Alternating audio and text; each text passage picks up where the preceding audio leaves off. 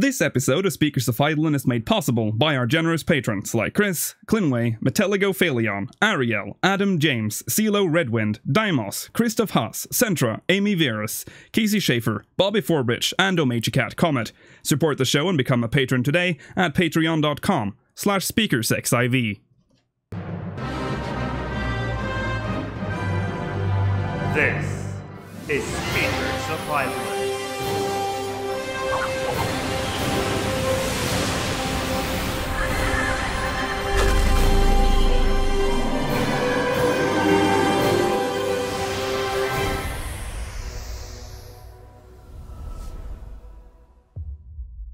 Good evening, ARCNs. Welcome to Speakers of Eidolon, episode 63. I'm Lakeel Bravestone, and I'm joined today by Yaspot and Malavanadar. And this is going to be the most packed episode we've had in a while. I actually for once finished the show notes in time on Thursday, and I was pretty happy with them. And then suddenly the preliminary patch notes released way earlier than I expected them to. Like, usually don't they release them the day before or something like that, or even on the day sometimes? No, those are the actual patch notes. Really? I feel like the preliminaries are really close to launch. Prelims usually come out on the Friday before. Really? Have they always done that? It's been a while since we've covered this on the podcast. Apparently. Anyways, so today we're going to cover the preliminary patch notes, a massive Yoshi-P interview, and Q&A about 4.1, giving us even more information, talking about the changes to the veteran rewards, and an interview which claimed that 14 had 10 million active players, as well as the great discussion today where we're going to talk about the free-to-play comment that Yoshi-P made in the same interview, which for some reason has made the community go apeshit. So, before that, just quickly going to give a quick channel update, because you've probably noticed that Remnants of a Realm did not release this week, and that's because I was down with the flu. So I couldn't make it in time. It's editing. I was editing it right before we went on today, but it's not done. So it will be out tomorrow, I think, for patrons, and then I guess I'll just push it to next week's slot, which is Thursday, I think, for the well, I'm not going to call you peasants like I did last time, because that came off wrong. The general public on Thursday. Other than that, usually we're supposed to talk about what we've done. I've changed the show notes a bit. So one thing, Speakers Plays is coming. I delayed it because I know there's stuff coming that I want to talk about after the raid has come out. Okay, so expect it soon. There's too much hype for Return to Ivalice. Yeah, so look forward to that then. Okay, let's get into it then. Before we get into the everything else, we're going to talk about the European promo campaign, which I mentioned earlier last week. Shop2.net has finally stocked up on digital time cards, so it is now actually possible to obtain the items, the promo items, within the time limit. So if you didn't know that, go to shop2.net and get your promo items now.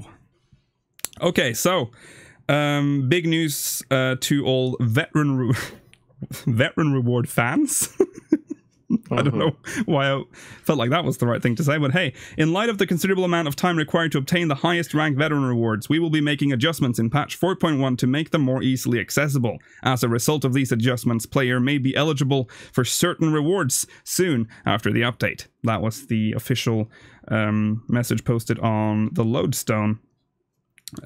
So they've talked about this before, that they wanted to change how the veteran rewards worked. Because, yeah, the latest one is like several thousand days you have to be subbed. Like isn't like 3 years? That's 4 years to obtain the last piece, which is the Squall outfit, I think.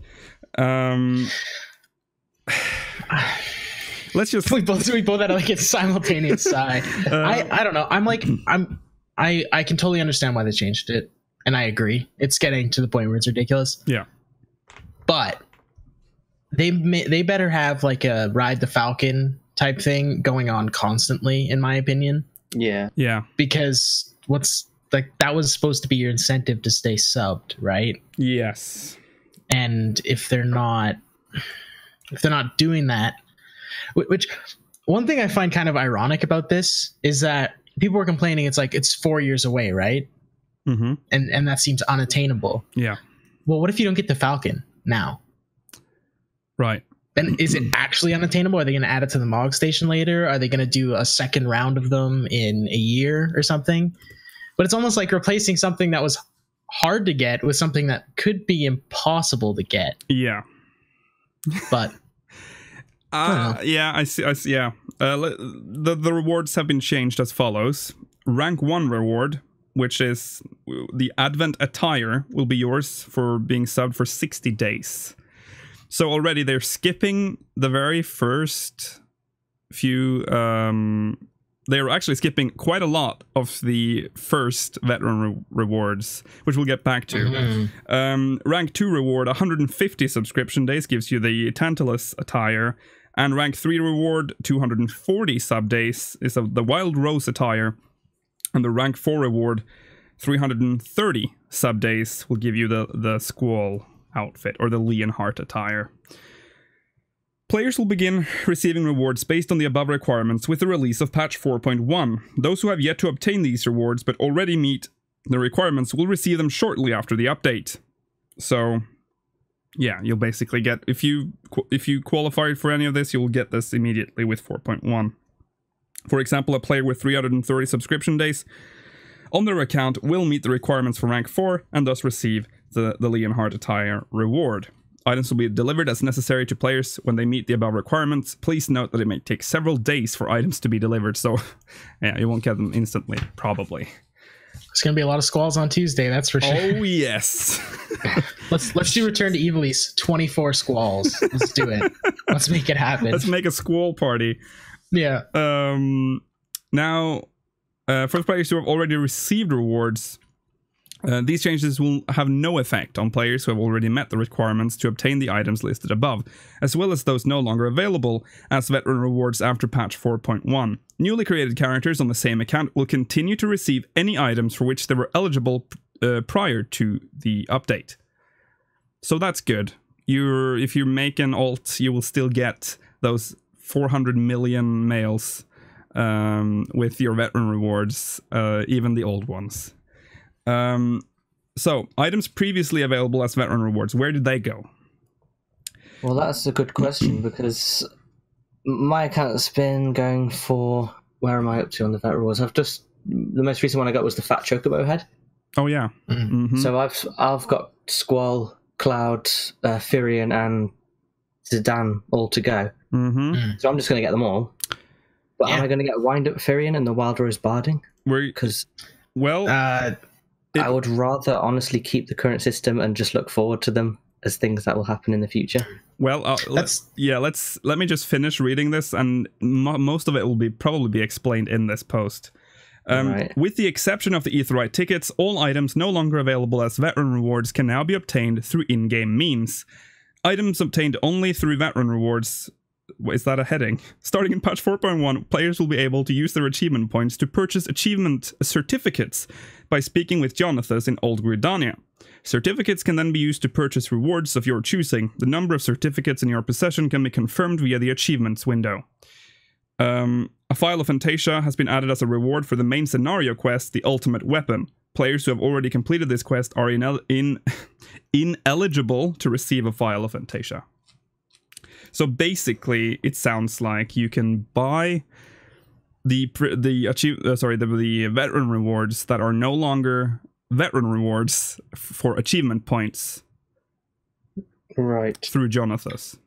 And something that's really cool.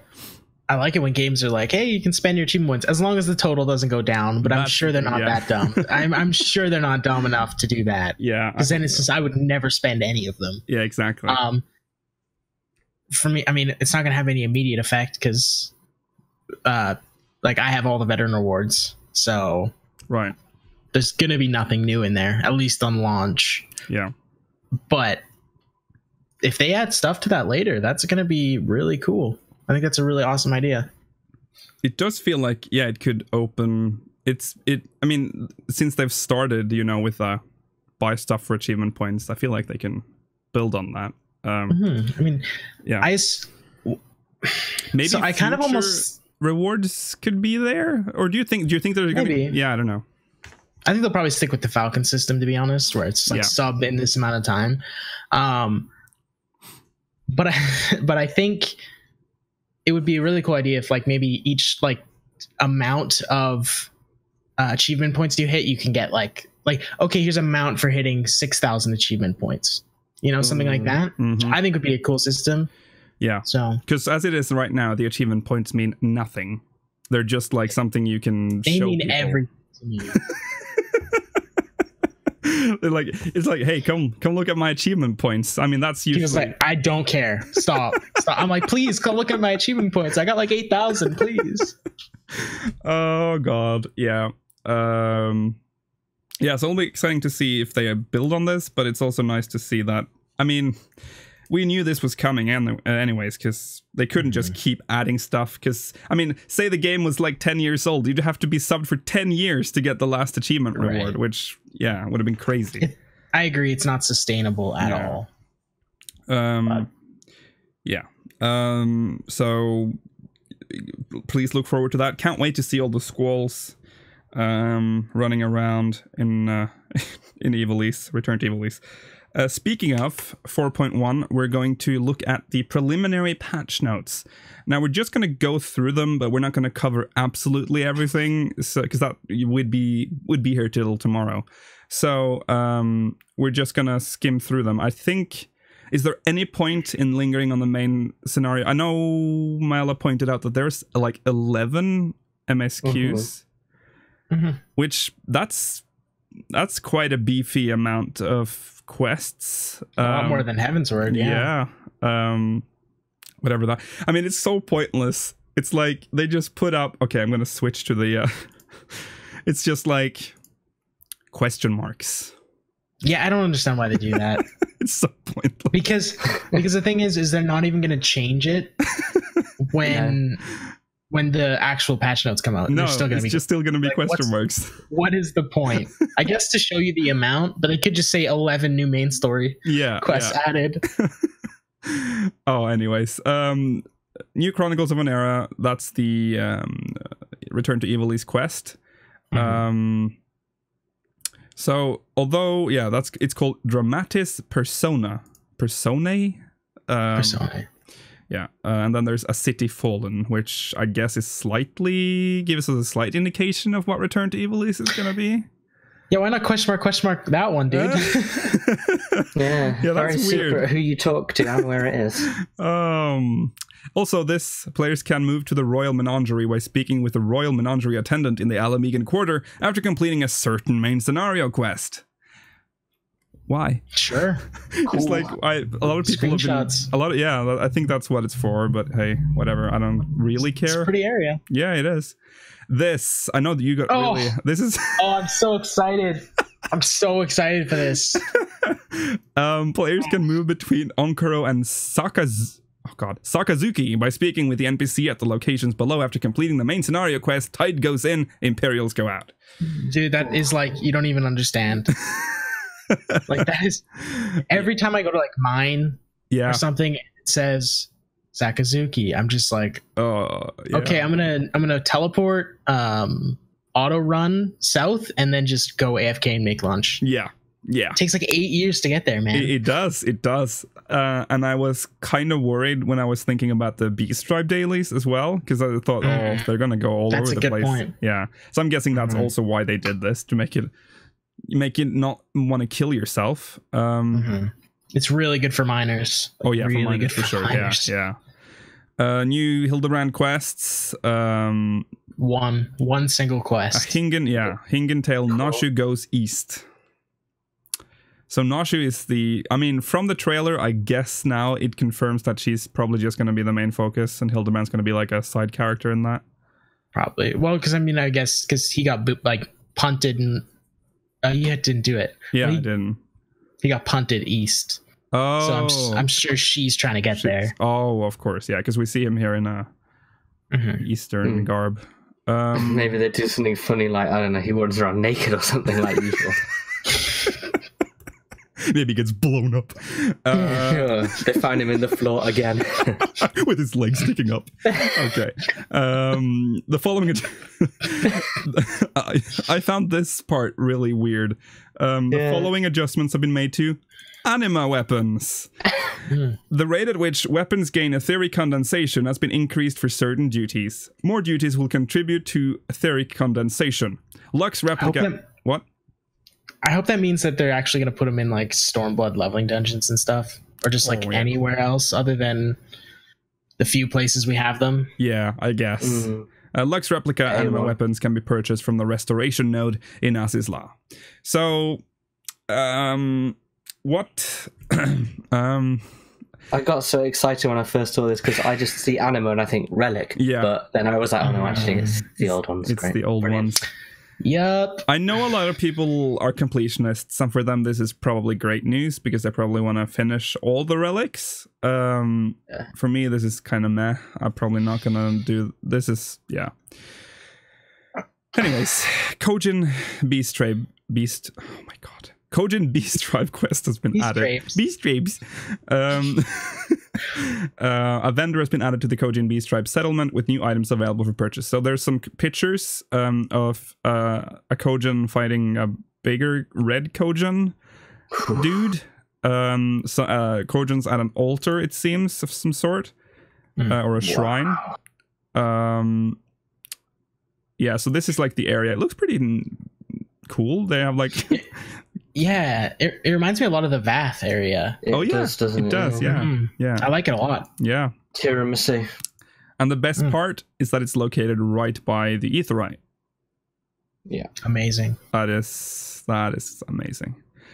So they mentioned Quest Sync, which was introduced with Heavensward, if I remember correctly, where they just adjust the quest for your level. Basically, it's nothing new, but that's nice to see that they're carrying that over. Of course, a lot of question mark quests for that. Yeah. So the beast I just love the fact that these are more important than the Return to Evil East. Yeah. I mean, we are gonna, I hope, Return to Evil. Does it appear further down the patch notes, or was that just all we got? No, it's those two quests. That's it. Yeah, it's just the two quests. But I just love how they itself later. Oh boy. I just love how they question mark those. Yeah. But they left the title of A City Falls in there. Like, they're treating this like it's like all sensitive. Yeah. Like, who cares? I'm gonna repeat them like a million times. Oh wait, these are unlock quests, I guess. Yeah, these are the main quests. Go to the next rank. Yeah. Oh, yeah. Okay. Players level 50 or above will now receive elegant tomestones of poetics upon completing Nath and Vanu Beast Tribe daily quests. So, yay. The strength of enemies in the level 30 gladiator quest of the rematch has been reduced. I could have skipped that one. Sure. Yeah, fine. I've been stuck on that for 3 years. Probably skip this one too about guild leaves. This made me laugh. There's a guild leave adjustment. I literally made a video on guild leaves like 2 weeks ago, and here we go.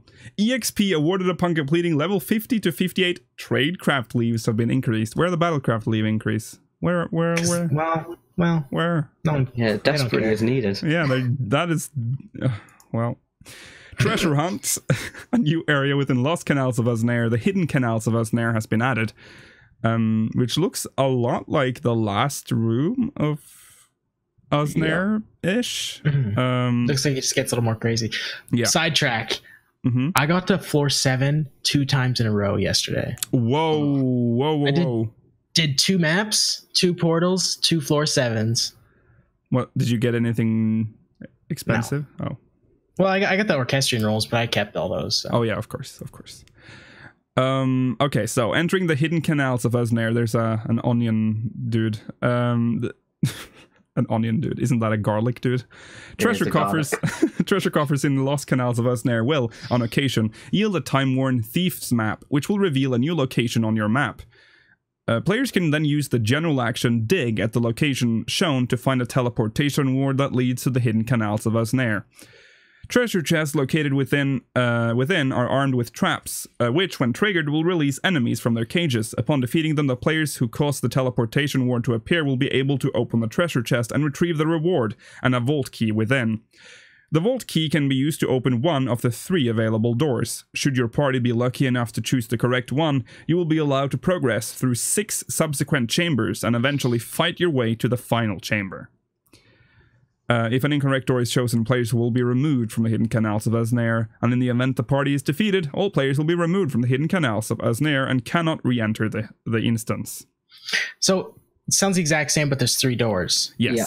Yes. What I'm curious about, though, is they didn't mention the whole doubling down thing that they were talking about. Yeah, that's weird. We're going to get to that, though, because in the interview with Yoshi-P, he gets more in depth on this. But yeah, it's strange that they don't mention it or even show any pictures. I believe there was a separate dev post just recently posted where you actually saw that system in action. Oh, okay. But yeah, it's not in the patch notes for some reason. So the changes to the Grand and Free companies. The following additions and adjustments have been made to Adventurer Squadrons. The key content in this patch. It's got a lot of notes for it. The amount of EXP gained in missions by unit members have been increased. The difficulty of flagged missions, Void Scent Elimination, which grants Squadron rank 2 upon completion, has been reduced. That's actually good. That's a really hard mission. It was actually quite hard, yeah. The level cap for squadron members has been raised to 60.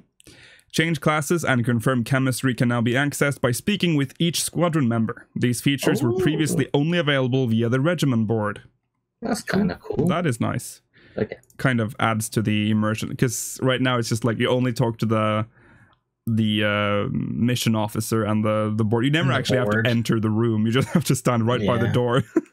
Yeah, it's true. I kind of wish they just had like little things to say. Yeah, it's kind of disappointing when you right click them and it just shows them their profile.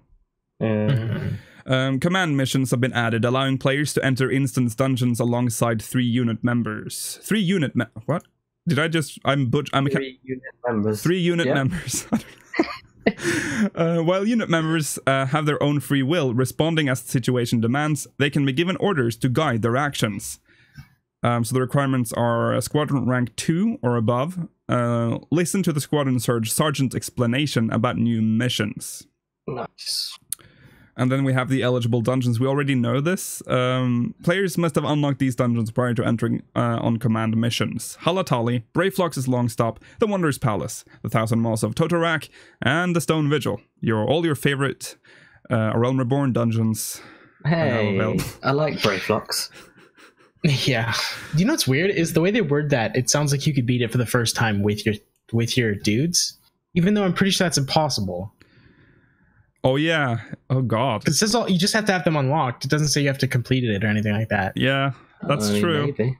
Not weird? That is kind of weird. You must have them unlocked. Yeah. Huh. I mean, I guess that puts... I mean, that would be quite the challenge, I would assume, if you did that for the first time with your Adventurer Squadron. Level 1 Adventurer Squadron. Oh, they seem pretty strong. Yeah. Level 1. No, we wouldn't be able to get into it. Oh, yeah, we wouldn't. It's rank 2. Okay, fine. Right. To start a command mission, a party of 1 tank, 1 healer, and 2 DPS is required. This includes the player's role. So that's locked. You can't go in as just DPS or just healers. Select command missions after speaking with the squadron sergeant. Select command mission from the list. Choose the unit members you wish to take, and select deploy.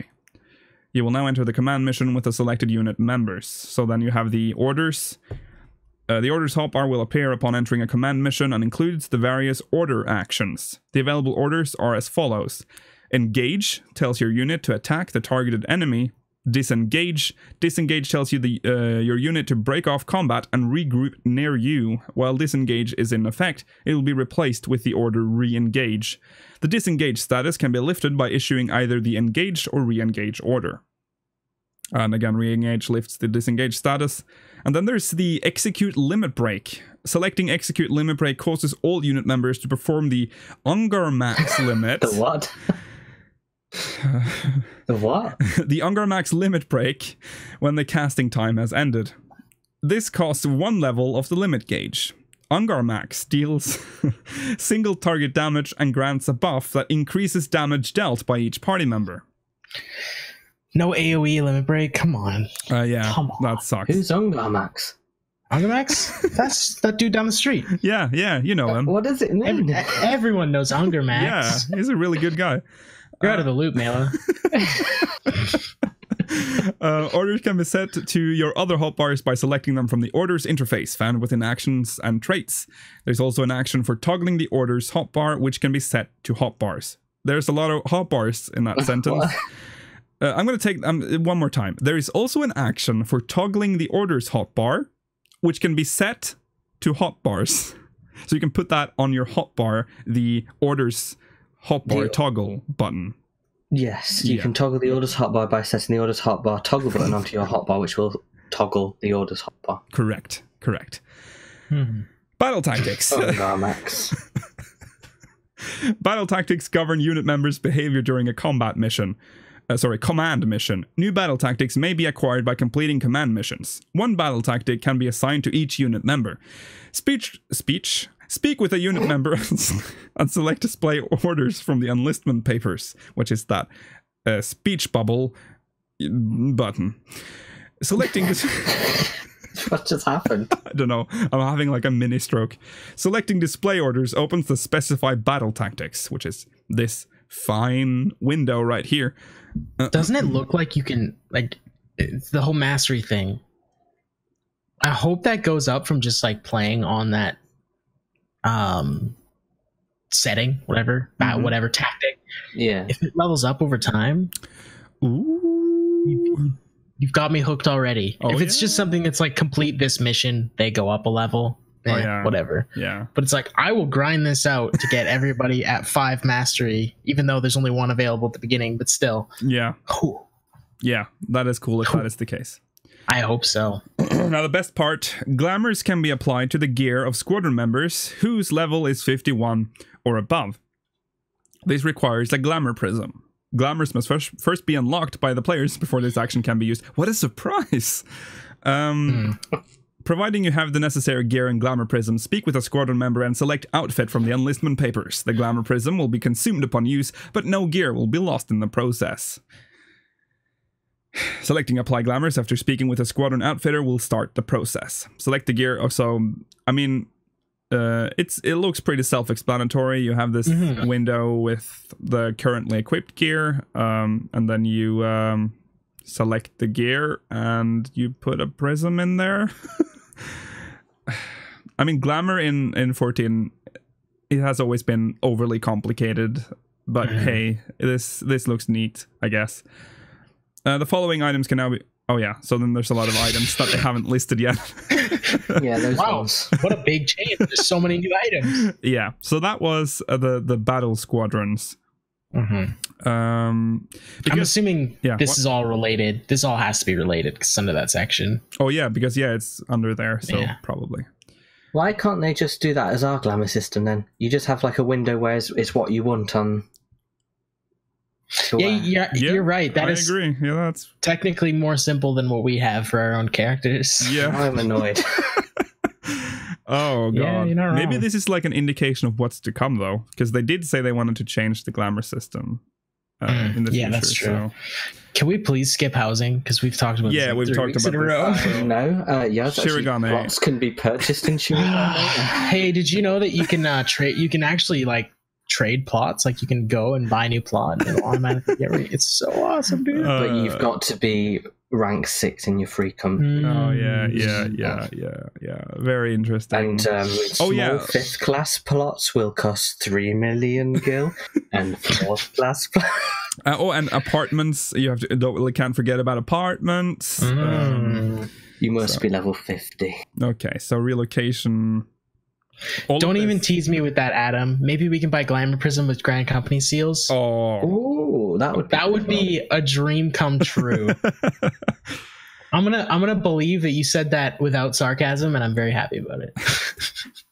There's so much housing. There is so much, and all of it has been covered before. Oh my god, Oh boy. Oh, I guess we could show like the new furnishings and stuff. Is there?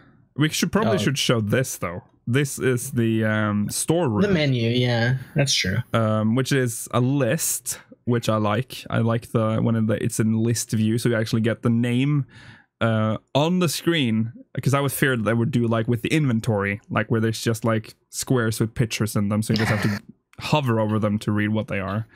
But yeah, it's a neat little list, and I am noticing that there is a search button, so you can search there as well. So that's good. That's awesome. Yeah. I actually, the other day, I just learned that you can do /iSearch and just write whatever, and it will search. That I learned the other day. Nice it. What? Wow. Yeah, it's true. Yeah, I know it's true. And it changed. No, I learned it yesterday, so that's what I meant was true. Yeah, I need help. And I was in awe, and I spent like an hour just doing iSearch. That picture is kind of interesting. This picture? Yeah, because does that mean if your garden has seeds already growing in it and then you move house? No, they said it won't. Save? Oh no, yes they are. They just won't grow or something. I don't. That's kind of cool. They said something weird about it, but I think you do keep them actually. Yes. Yeah. That's pretty impressive. Okay, so we're done with that. Now we can swim in these areas. I have to say, Goblet actually looks pretty good with the... It looks like they removed the whole middle, like, shitty looking lake pond thing. Yeah. It looks awesome. With the ugly green water. Yeah, it was so gross. I like the lavender beds one as well. Have a lovely swim in Ulda's sewage runoff. Yeah. The number of NPCs in each residential area and their positions have been adjusted. Probably Ulda, because they'd be drowning. Yeah. New furnishings have been added, so there's a lot of Eastern themed furnishings here. There's a tomato and mandragora queen plant pot. That is true. That's true. That's cool. And some paintings have been added as well. Like all the Heavensward sightseeing logs. Yes. Some all. New window furnishings have been added. That's been a while since they added that. Louis Suave right there, sitting there. Oh yeah, there you go. Yeah, and there's. I don't think have we ever received window furnishings in a patch? No, not that I'm aware of. This is the first time. Then it's actually gonna have light and day. Yeah. That's so awesome. Oh yeah, nice. Can I put them in my cellar and it'll still work? Sure, why not? No, probably not actually. Oh, wait. Like in your basement. Yeah, in the basement. Yeah, they're actual windows. So now it clicked for me. Okay, I thought they were like just like the thing that you put on your house, but these are furnishings. Like they're like fucking picture frames, except they're windows. Yeah. Okay, we're just gonna have the entire basement full of windows. Just the entire wall, top to bottom, just windows. Okay, that's cool. New blank partition furnishings have been added, which can be decorated with several wallpaper designs. These are super awesome. Cool. Yeah, so that's pretty cool too. About time. Yeah, definitely. There are 4 types of blank partitions available, which can be used in free company estates, private estates, apartments, and private chambers. Moreover, there is no limit to the number of these furnishings allowed in an estate. So there's Riviera, Oasis, Glade, and Hingen partition. Wait, no limit to the number you can put in? I think they're just meaning like you can go up to the limit of items in the thing. Yeah, but it's like with the orchestrion, you can only have 1 in the estate. But right, or I think they're saying like if you wanted to fill every item that's allowed in your house with partitions, you could do that. Yeah. Can't wait. So please look forward to that. Your basement's gonna be partitions and windows. It's gonna be a great house. To remove wall, so they show you how this works. It's pretty straightforward. So they added added some new material junkmonger and menders. Sorry, material supplier. Is that a real life Duskwhite? No. It is.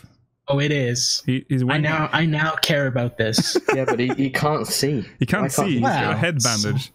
Yeah, he lives underground anyways. Yeah, true. It's too bright up here. No materia one though. No materia guy, no. So he's going to be the same boring old guy. Mine's an Allison. I have all Allisons, so I'm fine. Yeah. The following furnishings will no longer be destroyed when removed. There's a big list here, but it's mostly the crafting benches. My Unending Journey is nice. Yeah. Mender permit, material supply permit, and junkmonger permit A2s will no longer be destroyed now. Only A2s. Only the A2s. A1s? Nah. Goodbye.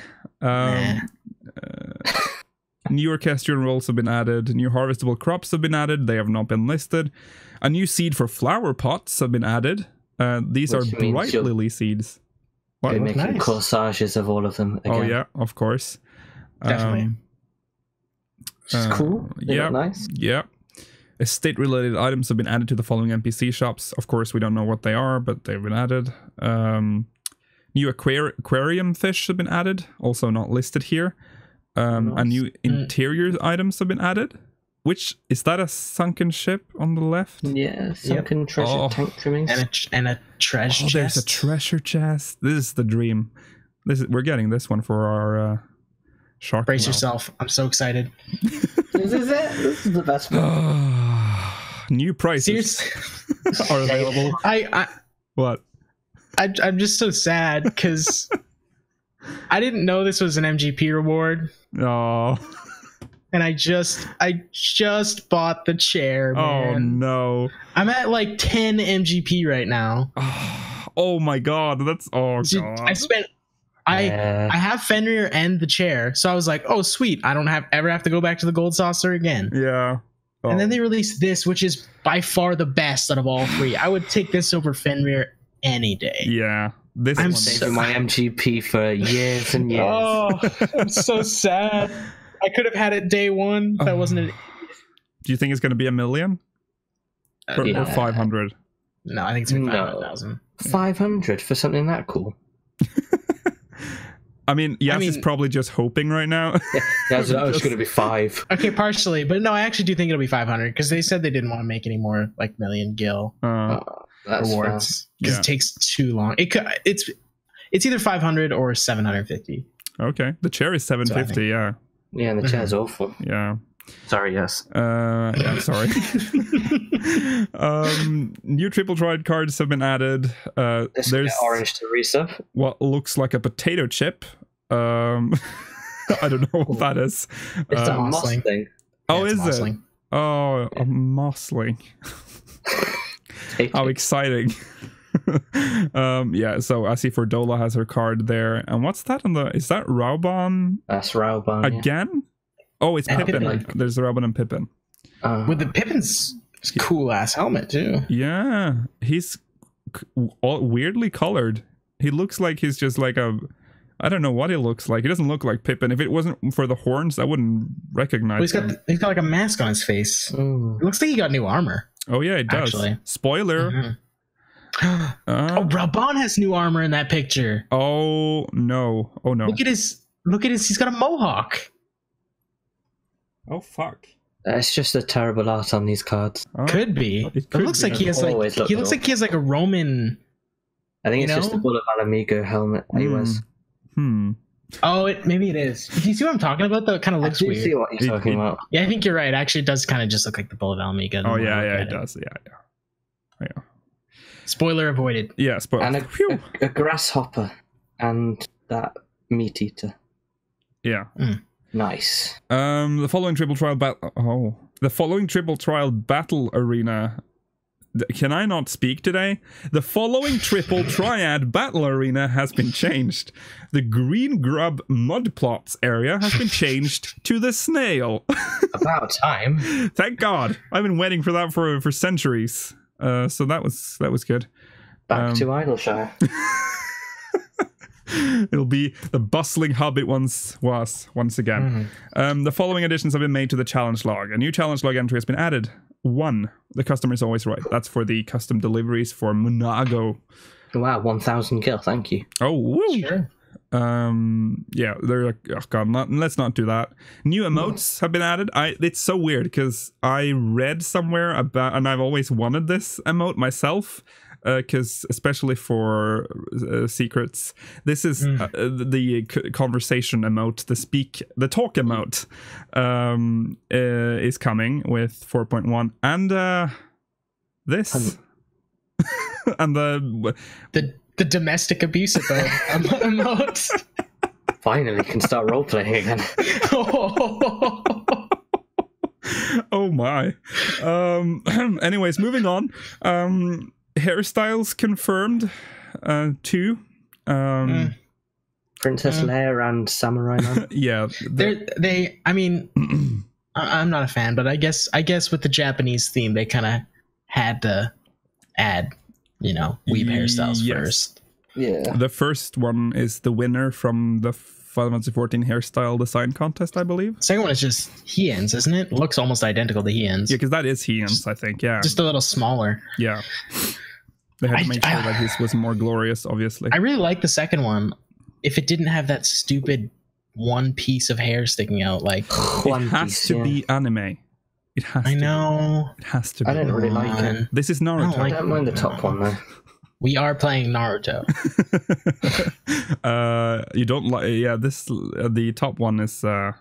It's okay. It's okay, but it's I mean, I hope it's gender neutral, so I can wear it on Lukiel.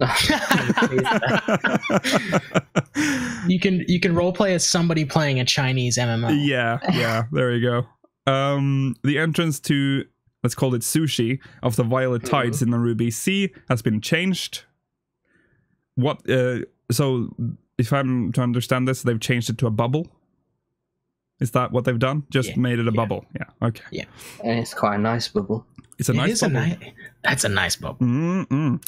Kugane airship landing will be added to the Ethernet in Kugane after attuning to all locations. Wow. Okay, now we're about to descend into madness because this is the best part of the whole patch notes, dudes.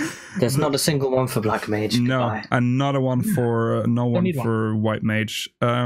So okay, we just have to jump into it. Warrior, take it away. Yes. Steel Cyclone HP absorption has been increased. Yay! Nice. I don't know, Luca. I don't know. No, it's good. Yeah, Fellcleave, Decimate. For bloodbath. Oh yeah. Fellcleave, Decimate, and Inner Release. Ignore this one. It's stupid. Okay. I've heard a lot about love how we're just like, okay. Shake It Off. I've heard a lot about this one. The effect removes most detrimental effect has been changed to create a barrier around self and all nearby party members that absorbs damage totaling 8% of maximum HP. Dispels Thrill of Battle, Inner Beast, Vengeance, and Raw Intuition, increasing damage absorbed by 4% for each effect removed. Duration 15 seconds. Recast time increased from 60 to 90 seconds. It's pretty good. This sounds fine. Pretty neat. Yeah, I mean, I've heard a lot of people saying it's better than Divine Veil. It's not even close. Oh my god, can we skip Dragoon? You would need to pop every single buff you have. Oh yeah. So yeah. Okay, I'll explain it because people are gonna talk about the Fellcleave, Decimate, Inner Release. Okay. Right now, you can put Fellcleave, in Decimate, and Inner Release on your hotbar, and they won't switch back. But if you put like Inner Beast and Steel Cyclone on your hotbar, it will automatically switch. It's weird, but it's a thing. Is it just like on PvP, like when you use a Nokia and it turns to Fire 4? It's just like that. That's what it does. Yeah, but it would only do it one way. Oh. It wouldn't do it both ways. It was really so you could still put Fellcleave on your bar. Oh, okay. Right. Okay. Yeah, it's strange. Okay. But, okay, I'll just sum up the Dragoon changes. Yeah. The first half, there's stuff we need to talk about in it, but basically they nerfed Heavy Thrust. It only gives you 10% damage increase instead of 15%, and they buffed every single move in their skill set by 10 potency to counteract that. Jesus.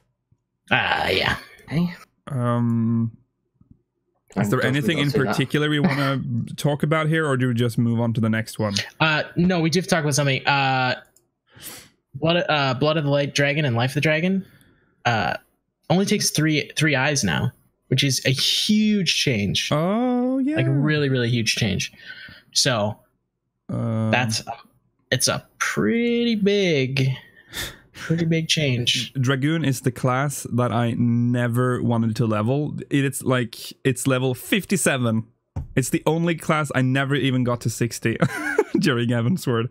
So this is like completely alien to me. But yeah, all I can say is it looks like a shit ton of changes. So much. If I was a Dragoon, I would either be very scared or very happy. But it looks like it looks like it's just buffs all around. Yeah, kind. It's hard to tell. I don't know the exact math, but I'm pretty sure 10 potency on everything probably makes up for the 5%. But then why did they change that? Yeah. They said something about they didn't want it to be as punishing if you missed heavy thrust. I'm sorry, if you're missing heavy thrust, don't play Dragoon. Come on. That's so stupid to me. Yeah. That's so stupid to me. Yeah. Okay, we'll move on to Ninja. Doton got nerfed. An issue wherein the trait Dripping Blades 2 increase the damage of this action has been addressed. In accordance with this change, the potency of this action has been increased from 40 to 45? Wait. Yeah, it's still a nerf. Oh. Why? It was doing an extra 20% damage because of Dripping Blades. Oh, right. So they had but they didn't want to nerf it to the ground, so they bumped it up. I see. They say that it's an issue though, so yeah. It was a bug. It was a bug. It was the same thing happened with Baba Kakra. Okay. It was being buffed. Barbara who? You don't know Barbara Kakra? She's great. God, is she a friend of? I'm not even going to scroll up to read. No, it's not worth it. Ungermax? Shukuchi, is that what it's called? Shukuchi. Mm-hmm. The time required to execute this action has been reduced. It doesn't say how much. How much? What? It's shoulder tackle fast now. Oh, That's okay. all. Like the actual animation itself is way faster. Okay, Machinist. The root auto turret hypercharge effect, increasing target's damage taken, increase from 5 to 6%. Here's a question to anyone who plays Machinist or Yaz. If you've leveled at 70, is it actually good at 70? Is it fun now in Stormblood? It's not fun, but it's good. Oh, okay. Because it's my 60 class. It's like the only other thing I ever bother to. It needs total reworks of the entire thing. Somebody says that 1% increase. Yeah, it's still actually a pretty big deal because they're already debatably too strong. Oh. So well, yeah, they did the same increase with the Bishop auto turret as well. Like they're debatably too strong already. So I don't know why they did that. I think they should probably just scrap it and just remake the job. In all honesty, I don't know why they're. Oh god. I don't know why they're messing around with like these weird little buffs and stuff. The damage isn't the issue, and they seem to. I think they're under the impression that the damage and support aspects are the problem. They're not. It's the way the job plays is garbage. Oh, okay. Yeah. Is it in a way where it's like it's very complicated, but if you get into it, you can do well with it, or is it just boring? I mean, yeah. You guess definitely get good at it. It's not boring. There's a lot to do. Yeah. Right. I don't know. It's hard to explain. It's just kind of messed up. It's just not. The job just doesn't work the way I think they intended it to work. Okay. Mm-hmm. Okay. So this one is pretty big with the Arcanist and Summoner changes here. Summon. Starting off strong here. Summon cast time has been reduced from 6 to 3 seconds. The same with Summon 2 and Summon 3. Now here's the Tri-Bind, which we talked about last week. The Dreadworm Trance effect removes bind effect, increases potency by 70, and reduces MP cost has been added. Cast time reduced from 3 to 2.5 seconds. That's so good. Yeah. That is so good. I'm super. Yeah, Summoner changes are amazing. They're amazing. Yeah. Ruin they kind of need to be, don't they? Yeah. It's true. Yes, absolutely. Ruin 3 potency reduced from 150 to 130. MP cost reduced. The additional effect, no cast time while in Dreadworm Trance, has been added. Ruin 1 is gone. Goodbye. Rune 4 cast time has been made instant. Ooh. Yeah. Ether Pact recast time increased from 90 to 120 seconds. No longer requires a party member within 30 alms. Because it's AoE now. Oh. It's everyone. It's only 2%, but still. Whatever. Devotion, the effect increases attack. Yeah, the effect increases attack potency and healing magic potency of the closest party member within a 30-alm radius by 5%. Also reduces damage taken by that party member by 5%. Has been changed to increases damage dealt and reduces damage taken by all party members within a 30-alm radius by 2%. Also increases healing magic potency and of all party members by 5%. That's probably the better buff out of that, to be honest, is the 5% healing buff. Yeah. Nice. And this is so weird. Like the rune changes are insane. Basically, the last one, basically saying that they replaced rune 1 with rune 3. We just talked about it. Yeah. Yeah, it's crazy. Like in Dreadworm Trance, a summoner is going to be more mobile than a red mage. Yeah. You have no cast times. Yeah. In Dreadworm Trance now. That's true. Because Rune 4 is instant and Rune 3 is instant. Yeah. You have no cast times. Like nuts. That's pretty awesome. Yeah. Yeah, it's insane. It is. I wish I didn't have cast times. I know, right? Yeah. I think that's huge, especially with the fact that the summon, like, that's a minor thing, but the summon recast time and MP reduction is a huge change as well. Which actually affects the next job probably more, in all honesty. Yes, so Scholar has had the same changes with the summon time. This is from 6 to 3 seconds on both summon 1 and 2. Adloquium, MP cost reduced. It finally happened! Oh, and Sucker, MP cost reduced. And Barrier effect increased from 100 to 100%. So, what? Brilliant. Brilliant. No. Did you, yeah, see, you didn't even hear what I said. I said from a... Oh, you said... I don't know what I said now, but it was a very broken sentence. Barrier effect... I have to get this right for our audio listeners. Barrier effect increases from 100 to 150% the amount of HP restored. That's good.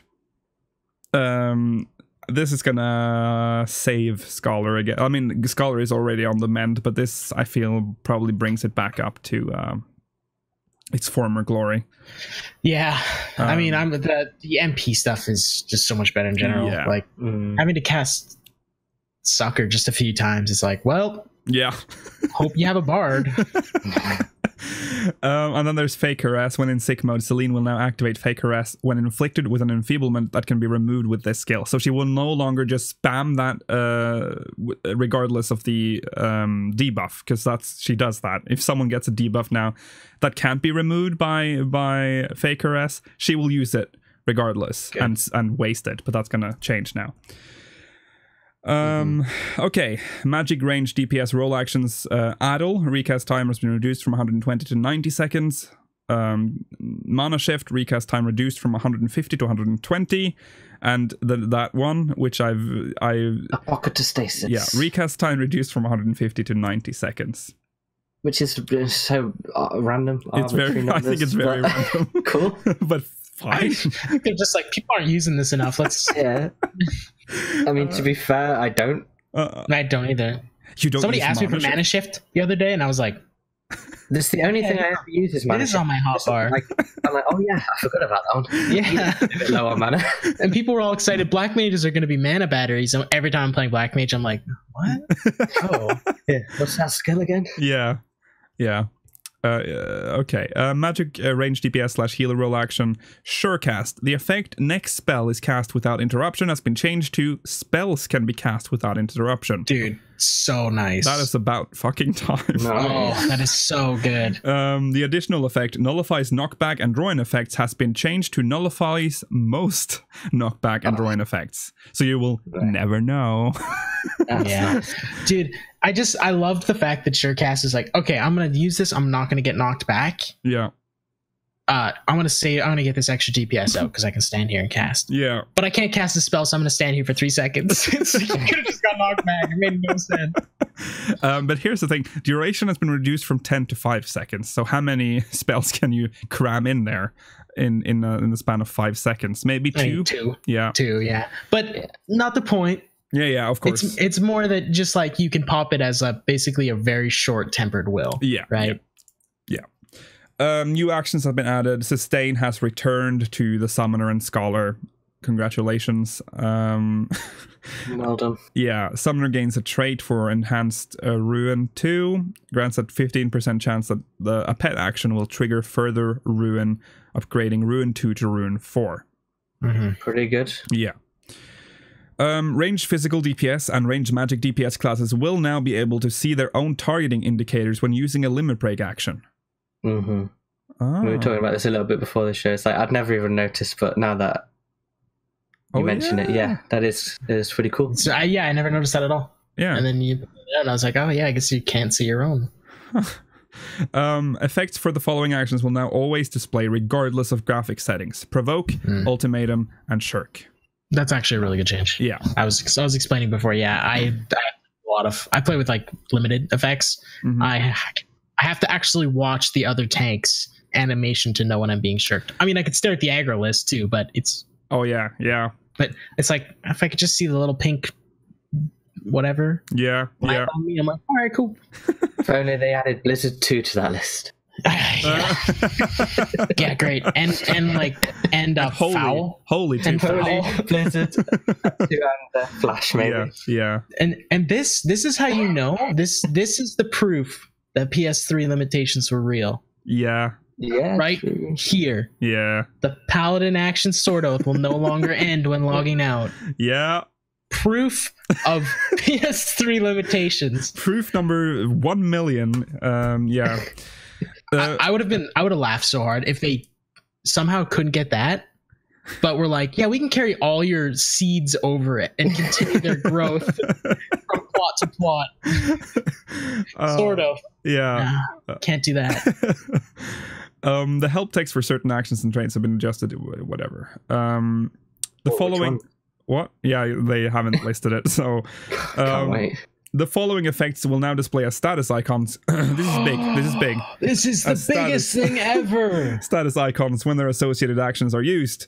Ladies and gentlemen, Etherflow, Draw, Royal Road, Spread. Nice. In the UI location Party List, Status Effects, Focus Target Bar, and Target Info. This is like so... ridiculously, I'm so happy about this. Yeah. Oh, I can do big pulls because I actually know what resources my healers have. Yeah. Oh, so nice. That's good. I love how we're happy we're getting something that they cut for this expansion. I know, right? We're getting Heavensward content. Jesus. Yes. Oh my god, I'm so happy. Actually, these are content again. A text command to adjust the size of Demi Bahamut has been added, so we can finally shrink that Bahamut down. Doesn't actually tell you what it is, just says find it more in system. It says, yeah. It's like, we'll tell you later. Yeah. Chill out. Look forward to that. A new dungeon, the Drowned City of Scala, has been added. Item level requirement, 300 or above. Sure, I can get in. 90 minutes. Yeah, it's your standard dungeon. Requirements. Oh look, you have to complete the main scenario quest. Question mark. Wow. This. Do you think this? Do you think that HP of enemies in level 15 to 49 and level 51 to 59 dungeons has been just? Do you think that's going up or down? You can't tell. It's just been adjusted. Like, what does that mean? Yeah, though? I don't know. The question is why as well. It's like the Heavensward ones. Like, why would they? I mean, the only logical thing would be to lower them because you would have to do them level synced, and making them harder would be dumb. Yeah. So I would assume they would lower the HP. And I guess some of them got harder with like how many abilities got removed low levels, so some things take longer to die now. Yeah. So maybe that's kind of like a retroactive adjustment to that. Yeah. I love how they just ignored level 50 and 60 though. Yeah. It makes me laugh. A new trial, the Minstrel's Ballad, Shinryu's Domain, has been added. Eye level 320 required. So yeah, that's that. We're going to get into more detail about that in the interview part. Items that drop directly from the boss enemies will now drop from treasure boxes in the following trials: the Limitless Blue Extreme, Thokas Thok Extreme, and Containment Bay S1T7 Extreme. Of course, the items: Expanse Baleen, Hive Forewing, and Fiend Sap. Nice. Yeah, cool. So that's a guaranteed drop now then, and I hope so. I mean, no. It makes it less. You just have to roll on it. You have to roll on it, yeah. Oh, for God's sake. Why did they do that? They did it with all the Realm Reborn ones too, so it's just something that they do. Yeah. Okay, the Alliance Raid Dungeon, the Royal City of Rabanaster, has been added. The story for this exciting new raid was written by guest creator Woolhead, director and writer of titles such as Final Fantasy Tactics and Final Fantasy XII. The boss designs are courtesy of guest creator Keita Amemiya, creator and director of the Garo series. Prepare yourselves for a grand adventure, the likes of which you've never seen before. They really like to hype this up as this is like something we've never seen in this game before. So yeah, in the interview that we're going to talk about later, Yoshi-P's being really like weird about it. So yeah, this better not be shit, because I'm going to kill someone. I got one question though. If it's something we've never seen in this game, but is it something we've seen in other games? You know, maybe Final Fantasy XII or Final Fantasy Tactics. Oh God. Well, we'll soon find out. Oh my God, I just realized. Don't take that as negativity. I'm so ridiculously excited for it. I'm just making fun. Obviously. Because they always say it's brand new, and then it's like, oh, okay, nope, we've definitely played that a million times before. Parties matched automatically with the duty finder will comprise of 1 tank, 2 healers, and DPS. I find it weird that they don't specify the DPS. Although they don't really need to. But yeah, 305 is the item level requirement. Mm-hmm. You can receive only 1 reward item per week for completing duties in the Royal City of Rabanaster. In the event you are awarded with an item from the loot list, you relinquish your right to vie for all remaining items regardless of whether you select need or greed. If time expires and a reward item is obtained automatically, this will also count towards the weekly limit. So this is just like the other ones. Mm-hmm. Not technically true though, is it? Like, what? For example, it's just for gear drops, isn't it? Like in Mach and Unscathed, because if there's like a minion or a crafting item, you can loot on them. That is true. That is true, yes. Each party in the Alliance will receive its own treasure chest, the contents of which will be identical regardless of the route taken. Regardless of the route taken. What does that mean? There we go. There's the first clue that something's up. Wait, what? Yeah. Whoops, we just stumbled into something here. Wait, maybe what? Like one team will go down into the sewers and the other one will go over, of which will be identical regardless of the route taken. Or you can do a different route each week. That sounds fucking awesome, dude. What? Oh boy. Okay. I totally just did not see that. I read through these patch notes like 3 times. Yeah, me too. This is the first time I noticed that. Wow. Okay. Upon completing the Royal City of Rabanaster, players can also earn separate rewards. A separate reward once per week. This reward can be exchanged with Ashina in Walger's Reach for items used to enhance equipment purchased with Elegant Tombstones of Creation. In addition, players will also receive 1 cracked cluster per week upon completing this duty. Nice. Weekly restrictions on Maki Matter from Unscathed has been removed. Hey, that's still there? What? Oh, that's so weird. All right. Entry requirements for the Labyrinth of the Ancients has been changed. So 3 parties consisting of 2 tanks, 2 healers, and 4 DPS has been changed to 3 parties consisting of 1 tank, 2 healers, and 5 DPS. And this is interesting. Time until the boss area in Alliance Raid dungeons is sealed has been increased from 15 to 30 seconds. Maybe this change has been made because of the Royal City of Rabanastre. Maybe there's something there that because of the different routes. Maybe I don't even think so. I'm pretty sure it's specifically it's just because people get locked out. People get like some assholes like there's a cutscene on the first week.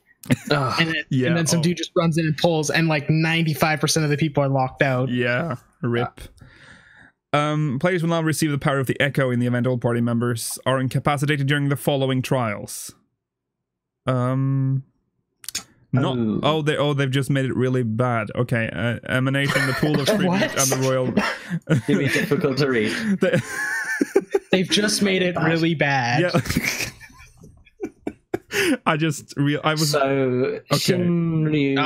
People are saying regardless of the routes taken was also used in the Dunscaith patch notes. Don't get excited. But wasn't Dunscaith originally supposed to be different routes, but they scrapped it? Or do I remember this incorrect? Let's just not get excited. Okay, let's not get excited. I think they're probably right. Okay, they did say the same thing about people in chat. Stop ruining the game for us. Fuck. we were gonna get all excited, and you're ruining our disappointment for later. Pulling us down into the shitter. We were gonna be disappointed on Tuesday. Okay, so basically the Echo has been added to Lakshmi and Susano. Up to 50% for normal and 25% for extreme. Yes. Dude, that 50% is going to make the story mode a lot less painful. Yeah. 50%? Oh my god. I know, that's insane, right? Yeah. The weekly restriction on rewards in Omega Deltascape has been removed. Quite good. Except for the Crystalloid. But that's fine. I mean, I can at least get 320 easier. Yeah. Now, this one surprised me. The duties listed within Duty Roulette Expert has been reorganized as follows. They've basically just added Scala and not removed any of the other ones. So fantastic. So we're going to have four dungeons in the Expert Roulette from now on. You guys want to petition them to just remove Temple of the Fist? Oh, yes. As bad as it is, I've actually only ever been there once. Really? Dude, every time I get it, I always get Kugana. I always get Alamigo. Only get Temple of the Fist. And it's every time I'm like, oh, dude, I want Alamigo so bad. Let's do it. I'm loving the Expert Roulette. I'm going to get the mount. I can feel... Oh, Temple of the Fist. It's actually got to the point where I want Temple of the Fist just because I can't remember it. Don't say that. Don't say that. Oh my god. You'll never be able to take it back. Careful what you wish for there. I've gotten Kugane cast like 3 times since Stormblood, I think. Oh yeah. I'm bored of it now. Yeah. I don't think I've done Temple of the Fist. Oh yeah, actually I have. Oh my god, it's the one with the fuck. Okay, dude, I remember. Okay, sorry. Yes. It's so bad. Oh yeah. Okay. It's never reap levels, if you ask me. It really is. Oh, it is. I hate it. It is. Okay, anyways, Duty Roulette Alliance raids have been added to the Duty Finder. It does not contain the new raid, which is important to point out. Labyrinth of the Ancient Circus Tower, World of Darkness, Void Ark, Weeping City of Mach, and Dunscaith. Nice. Very good. Yes, and it automatically unlocks in your Duty Finder if you've done one of these, or two or more, yeah. The following duties have been added to the Duty Roulette Mentor, Scala, and Rabanastre. They made some changes to the Raid Finder. They've added Shinru's Domain. And players can now queue to enter the following trials via the Duty Finder. So they've added Susano and Lakshmi Extreme to the Duty Finder. Minstrel's Ballad has been added to... Sorry, Shinru's Domain has been added to the list of challenges in Stone Sky... Oh my god. Didn't they change the name of Stone Sky Sea though in Stormblood? Yeah, they did. So why have they put it there then? I don't remember the new name though. Me neither. So they probably reverted back to Sea Sky Stone. Yeah. Following the re-implementation of the Arcanist action Sustain, it cannot be used in conjunction with a sustaining potion item in the Palace of the Dead. Moreover, the effects of one will override the other when used. Was there really a sustaining potion? There still is. Never seen before. Yeah, it's there for soloing Palace of the Dead. Oh, really? Huh. It's like a 5,000 tick regen. Holy shit. So like DPS can like go through it and heal themselves without having to sit there and spam heals, right? Oh, okay. Players will now receive the Brilliant Conviction effect when entering quest battles introduced prior to patch 4.1. What is that effect? It's the Brilliant Conviction. It's a regen. Oh. I think probably like a damage up and stuff too. Okay. Nice. New PvP actions have been added. Warrior gets Thrill of War, increases maximum HP by self and nearby party members by 10% and restores HP by 10% for 10 seconds. Dragoon. Yeah, that's pretty good. Dragoon gets Dragoon Sight, grants right eye to self and left eye to target party member, increasing your damage dealt by 10% and the target party member's damage dealt by 10% as long as target remains within 15 yalms. Duration, 10 seconds. Again, that's alright. Yeah, that's pretty good. Bard gets Troubadour, adds an additional effect to the song currently being sung. Army's Pay on effect reduces damage taken by 5%. The Wanderer's Minuet effect increases damage dealt by 5% for 10 seconds. Can only be executed while singing Army's Pay on or the Wanderer's Minuet. Cool. Yeah. these all just are quite decent. Yeah, they are.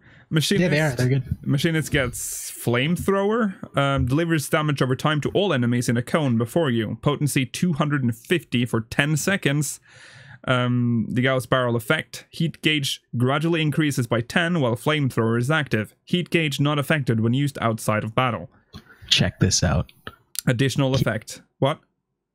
Keep reading. Oh, okay. Additional effect. Fire damage over time. Stacking up to 10 times with a potency of 250 for 6 seconds. Yeah. Alright. If you somehow get the chance to do that, yeah, that's amazing. Oh. I know nobody likes it, but if you're in Shatter and you're sitting in front of an ice, yeah, that's a good time to use it. But 250 potency is just literally 250 damage in PvP, isn't it? That's so pretty. It's close, yeah. But times 10. So 2,500 per tick for 6 seconds. Yeah, that's to everyone you hit. Well, not even 6 seconds because you'll be using it and you'll be refreshing the dots. Yeah. How long does this last? Well, you can cast it for 10 seconds. Yeah, you can cast it for 10 seconds. 10 seconds. You can't move or change direction or anything. So no. I mean, yeah. Oh, so you actually have to face the same direction. Right. Yeah. Red Mage gets Vercure, which restores target's HP with a cure potency of 1,500, which is, I think is that 1,000 less than White Mage and Scholar and Astrologian's heal? I can't remember. Additional effect grants dual cast, allowing the next spell to be cast immediately. Duration 10 seconds. Action will not grant dual cast while already under its effect. So Red Mage can heal themselves now. Astrologian gets quite a lot of extra. Sort of. Kind of. But 3 of them are one ability. Yeah. Sleeve Draw. Executes Draw and Minor Arcana in succession. Execute Command again to use the Arcanum drawn. Once one Arcanum can be drawn... Oh, God. Only one can be drawn at a time. Duration 30 seconds. Additional effect restores 1,000 MP. Will not override currently saved Arcanum. That's awesome. Yeah. I'm so glad that's a PvP ability now. Yeah. The rest are... I just have to read through these. Are these worth reading through? It's basically Lord of Crowns and Lady of Crowns with... Oh, so that's different. Oh, yeah. Lord of Crowns when you have the Balance or Spire, and Lady of Crowns when you have the Bowl or the Ewer. Okay. Okay, cool. Yeah, whatever. Yeah. I mean, they're different, but they're the same idea, obviously. Except for Lady of Crowns has a regen on it. Okay, I'll read. Cool. I'll read them then. Lord of Crowns deals unexpected damage with a potency of 1,000. Can only execute while Lord of Crowns is drawn. Additional effect reduces target's HP recovered by healing magic by 10%. Additional effect unexpected damage over time. Potency 250. Cool. Duration 15 seconds. This action cannot be assigned to a hotbar. That's interesting. Yeah. Lady of Crowns restores target party members' HP with a cure potency of 2,500. Can only be executed while Lady of Crowns is drawn. Additional effect regen. Cure potency 1,000. Duration 15 seconds. Which also... That's going to make Astrologian so much more fun in PvP. Yeah. Instead of literally just spamming Malefic. Yeah. Malefic over and over and over again. There are also... adjustments to PvP actions. You sound like you're losing. I mean, we can't go steam. through all of these. Yeah. Is there anything Paladin? Paladin's stronger. Dragoon's better. No Black Mage. Let's move on to items. That's all the Samurai, Ninja, Bard, Summoner stuff's all pointless. Whoa. Red Mage got quite a few changes, but it's not really the hugest thing, to be honest. Mostly just changes to the white and black mana gain. Yeah. And, well, Verholy actually heals now. No, it regenerates MP. Yeah. And Verflare restores TP. But then there's something else where they like... Oh, they increased... They bumped them all up because they removed manification. Oh yeah, right. So you can't double your black and white mana anymore. So they just increased the other stuffs. Following PvP job actions have been removed for Warrior: Inner Release, Dragoon, Battle Litany, Bard, Battlefield March, Machinist, Report, Red Mage, Manification, Astrologian, Draw, and Deorbit. RIP. Dude, I'm so glad Deorbit's gone. Yeah. Jesus Christ. The amount of PvP experience received from PvP duties has been increased. Yeah, great. Yeah. Sure. The Feast 4-on-4 training match has been added and is available via the Duty Finder. They brought it back. Okay. Matching algorithms have been adjusted for the Feast 4-on-4 ranked match to ensure players are matched with others of the same or adjacent tier. AKA longer queues? Yeah. The match progress window will no longer become active when entering a PvP area or returning to a home point after being incapacitated in the feast. This is it. The sound effect played when using the quick chat option retreat has been changed. Yes. I really hope it's a horn. Yeah. That'd be the best. The job But requirement... it gets stuck in loops. Too real. The job requirement to spectate custom matches has been changed to any class or job at level 30 or above. Okay, What? cool. Whatever. What? So new items have been added: the chef attire and the Alamegan looking gear. Yeah, it looks nice. These are recipes. Glamour, these are probably for glamour, or maybe they're they're probably level 1. Yeah, I would assume. Yeah. New dice: general purpose metallic orange and metallic yellow. Mm-hmm. Oh, which Rowena we talked about and... before the podcast. Isn't that basically almost gold? Yeah. I doubt it's gonna. I'm pretty sure it's just gonna be like a little less brown than the gold. It could be like honey yellow. Honey yellow. I think it's probably gonna be like bright, like nuclear yellow. Oh boy. That's gonna be great. I'm gonna put that on all my gear. That's my new look. Do it. Do it. What is this? Yeah, I don't know. The following items.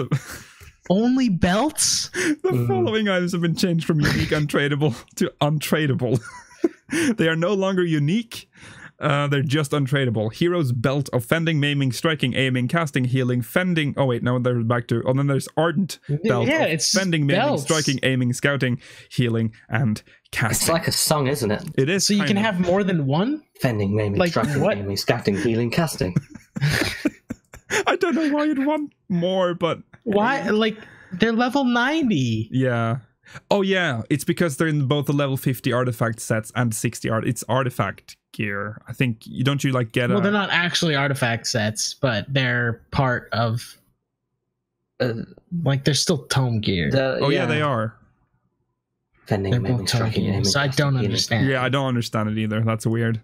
Like I understand what they're saying is it is like a part of like that's the belt you wear with your artifact gear. Yeah. But that's not the artifact gear that you actually get from stuff. It's just you just buy them. Does it really matter that it's not unique anymore? There's someone in chat. The belts are being made just untradeable because, for instance, if you level Paladin to 50 and get your armor, you can't claim level 50 Warrior or Dark Knight armor if you have the belt in your inventory. Okay, genius. Yeah. That makes a lot of sense. Okay, thank you for that clarification. Yeah, that makes a lot of sense. The following items no longer share a cooldown timer with medicine items such as potions. Read them. No, we're just gonna skip those. Please. The retrieve materia subcommand has been added. Whoa. When using this command. What? You missed the sale price of certain items has been adjusted. Anyways, for our audio listeners, that hasn't been filled in. It's just the headline. The retrieve materia subcommand has been added. When using this command, the materia in an item's bottom slot will be removed and returned to your inventory. Please be advised, however, there is a chance the retrieval will fail and the materia will be lost. It's interesting that it starts at the bottom. And has to work its way up. What starts from the bottom? I disconnected. It will start retrieving from the bottom upwards. What will start? Oh yeah, that is weird. So yeah, if you put 5 materia in, it will start with the lowest one. Oh, yeah. Rather than you can pick. You should just build a pick which piece. Because you might have put the wrong one in the first slot. Yeah. Oh yeah. Yeah. And then you overmeld it, and then you're like, well. The retrieve materia subcommand can be used by any class or job upon completing the quest Forging the Spirit. There is no fee required, and this command can also be used on... Wait. Yes. What about the alchemist? This was a correction that I also read in the comments on a previous episode, that you don't... It's not alchemist? No, you do not need to level Who told me that? I believe it was said during the live letter, and the translator damn it! I know. Have you been leveling alchemist? Yes, I spent all my leaves on alchemist. Oh no. Oh no. Oh no.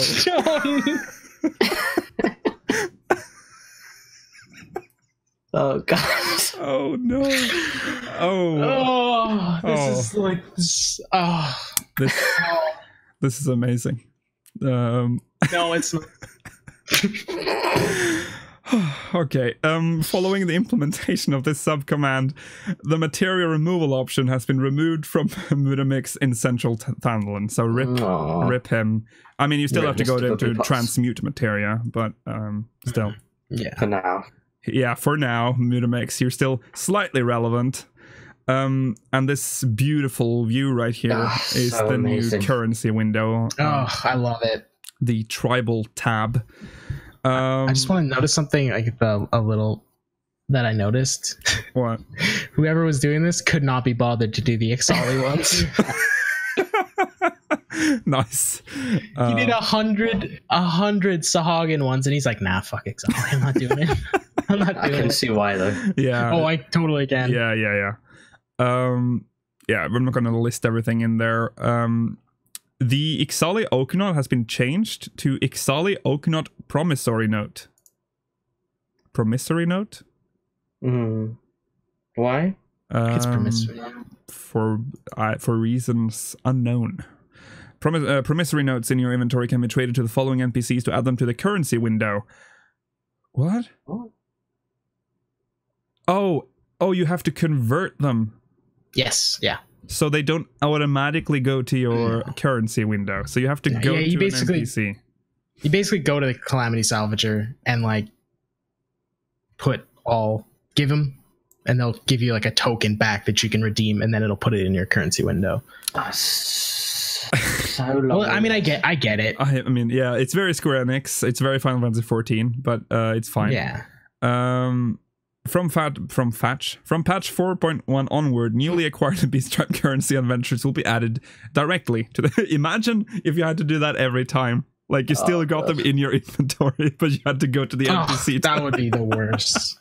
No, that would be... Great change, guys. No. Just added an extra step there. Ventures can no longer be obtained via leather, goat skin, toad skin, boar skin, pice skin, treasure maps, or desynthesis. Other methods of acquiring ventures have not been changed. I didn't know you could get ventures from them.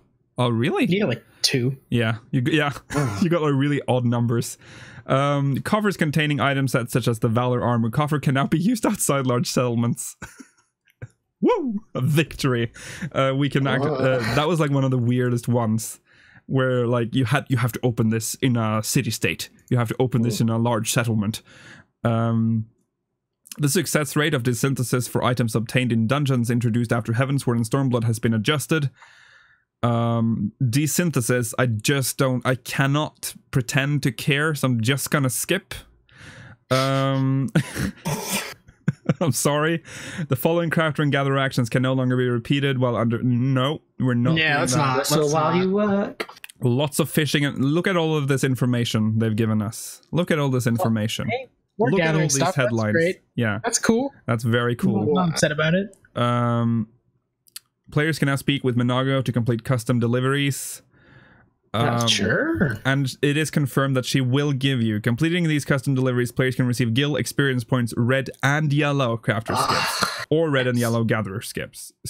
Can actually gear up just by doing this. Yeah, Yes. hopefully. Experience points have been added to the list of rewards for custom deliveries for Slowy Aliapo. Aliapo? The weekly reset for custom deliveries has been changed from Thursdays at 1 a.m. to Tuesdays at 1 a.m. PDT. Nice.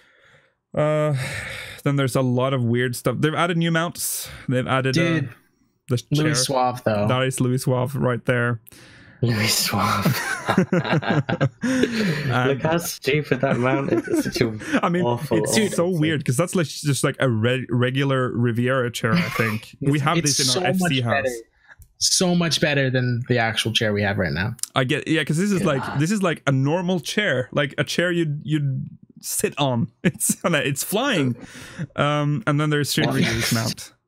If you asked me last week which chair I liked more, I would have said, "Oh yeah, the one from the Gold Saucer, the MGP mount." Yeah. After seeing my character sit on it, no, this one's way better because that is an Elysian, so I'll sit like that. That looks dope. Yeah, yeah. Players can now use a special action when riding the witch's broom. I just found this to be really weird, but I guess hey man, the spirit it's of already Halloween. In the game. Yeah, yeah. It was already in the game, so why not, right? Yeah, we did it. And the Sleipnir mount can now fly. And it glows while you're We flying. did it! Might actually have to buy it now. Oh, it's so expensive. I should have bought it during the sale. Dude, I bought it 8 years ago, and I'm so glad I did now. New minions have been added. Koala. Oh, the cool. So cute. Yeah, and there's a tiny Heian. But where's the... Look where the woman with the koala is. Eureka. Oh my god. She's in the sea of clouds, you dingus. Exactly. Oh yeah. For a second there, time froze. I love how Luke was like, holy shit. I was like, this is breaking news.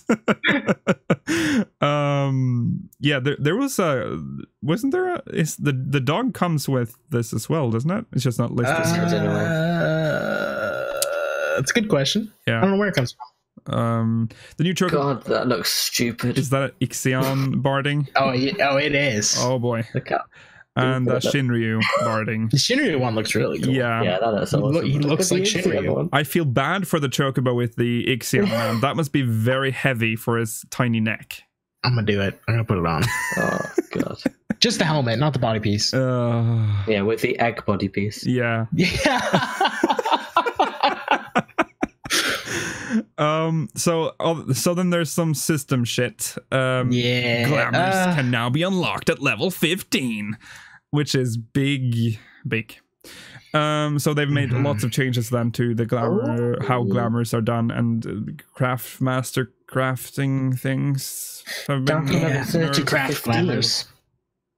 When receiving a friend request from a player on another world, their information will now appear in the contact list window. Players can now add other friends from different worlds within the same data center to their friends list. So nice. Yeah. Let's all be friends, guys. Yeah, well... We're all on the same server. Players can now send tell messages to players from different worlds on their friends list. So it is only on their friends. So it's not like people that are not on your friends list. I know exactly why they did that too. Yeah, it's so don't argue with someone in a dungeon and leave and immediately like, fuck you, man. Yeah. As soon as you leave the dungeon. Yeah. / tell Luke Hill Bravestone at Ragnarok. Hello? Please. A new icon has been added to the friend list to indicate whether a friend is online.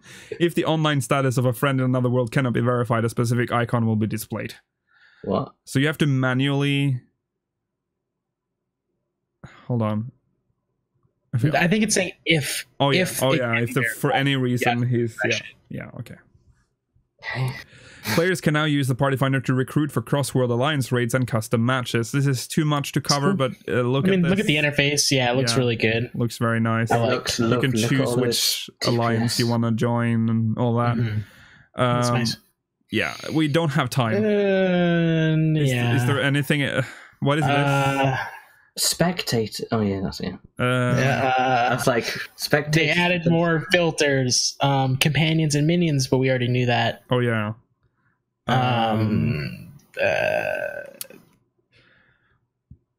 The job thing, I guess, is okay. Like the new job window, they're like getting rid of like the actions and job tab, and it looks way better, and it like explains your abilities a lot better.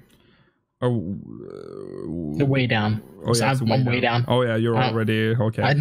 Yeah. Oh yeah, here we go. Here we've covered this in the previous episode. Oh yeah, here we go. That one, it looks nice. Position of the general tab has been changed. Class and job actions are combined under actions. As such, job has been removed. Actions found under the actions tab can be assigned to hotbars even if they are not yet available. To better distinguish between actions that can and cannot be assigned to the hotbar, the design of the icons have been changed. That's a very slight... It's nice. Yeah, it's nice. Garbage. The party list can now display up to 10 status effects. That's cool, I guess. That's cool.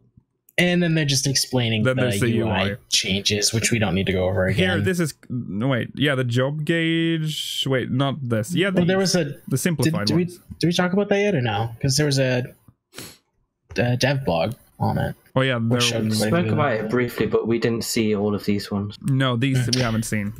I really like the bars tracking. I really like these as well. That's great. Other than that, nah, I'm not super... Like... I think it's missing a lot of things. Like they showed the Black Mage one doesn't have a bar for ley lines. That would be amazing. I hope they allow the option to add some more of these bars at a later time. That would to track more stuff. I can't wait to see the White Mage one. Dude, it's gonna look great. It's gonna go from being the little lily thing to just being nothing. It's gonna be 3 diamonds probably, and then it's just gonna be like, all right, cool. Honestly, I'm gonna use the simplified UI anyways because the current one is just pointless. It is completely pointless. Yeah, I'm gonna keep my paladin at normal because I mean, yeah, there's no difference. It's not even like intrusive, anyways. No. They've also added commas to the EXP bar. Wow. They've also strange. They've changed the icons for wave and goodbye. That was confusing, actually. Though. I guess. Yeah, I guess. But I'm not gonna lie. I like how he's shocked when he's saying hello and he's happy when he's saying goodbye. Yeah. It's like and hi. The rest is all commands. I think we're done with the patch notes. So that is the patch notes for there's holy moly. Wow, I'll read one. I'll read one of these, which is the Bahamut one. Because people are confused. You basically type /Bahamut size, large, small, or medium. Which is cool. There's 3 chunks. Wait, I gotta do. /ritual prayer. I know. There's a lot of emotes in there, actually. What the fuck is that? Yeah. Offer a prayer to the gods? Yeah. What? Motion perform motion only? I don't know what that is. Apparently that's a thing on all of the... Oh, yeah. It's on... I think it means your character won't make a noise. My favorite one here is /tittle camera. It's almost like they've tried to write tilt, but they've spelled it incorrectly twice. Wait, what? Where is this? Okay. I love how it was like, we're going to leave this, and now we're just... Oh, yeah, it says tittle camera. Tittle camera. But they've done it in the usage as well. Oh, boy. Like, it's just the incorrect on both. I'm assuming they meant tilt. They meant tilt camera, right? Yeah. Well, I hope so. Okay. I'm going to... Let's... Okay, so that was the patch notes. 4.1. Whoa, my God, we've spent a lot... Oh, my... Dude, I know. Okay, post-show is not happening today. No. It's Canadian Thanksgiving this weekend. So. Is it? Oh, no. You guys are ruining my whole weekend? Why? So, okay, why is that on a different day? Okay, let's not. I don't have... I can answer that because I don't know. So it's if we had a post show, we could have discussed it. We could have. Oh, that's so true. See, sad. Blame Square Enix for not spreading their information out. There you go. Okay, so that was the 4.1 preliminary patch notes. Now let's dive into the interview that was made with Yoshi-P. I actually forgot where the source is from. Can someone look that up real quick? Yeah, sure. There's a link in the show notes too. Yeah, it's from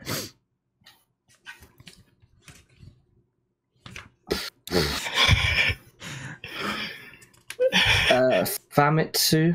It's like three. There's like three of them. Famitsu, Game Watch, and 4Gamer. Okay, nailed it. There we go. Nailed it.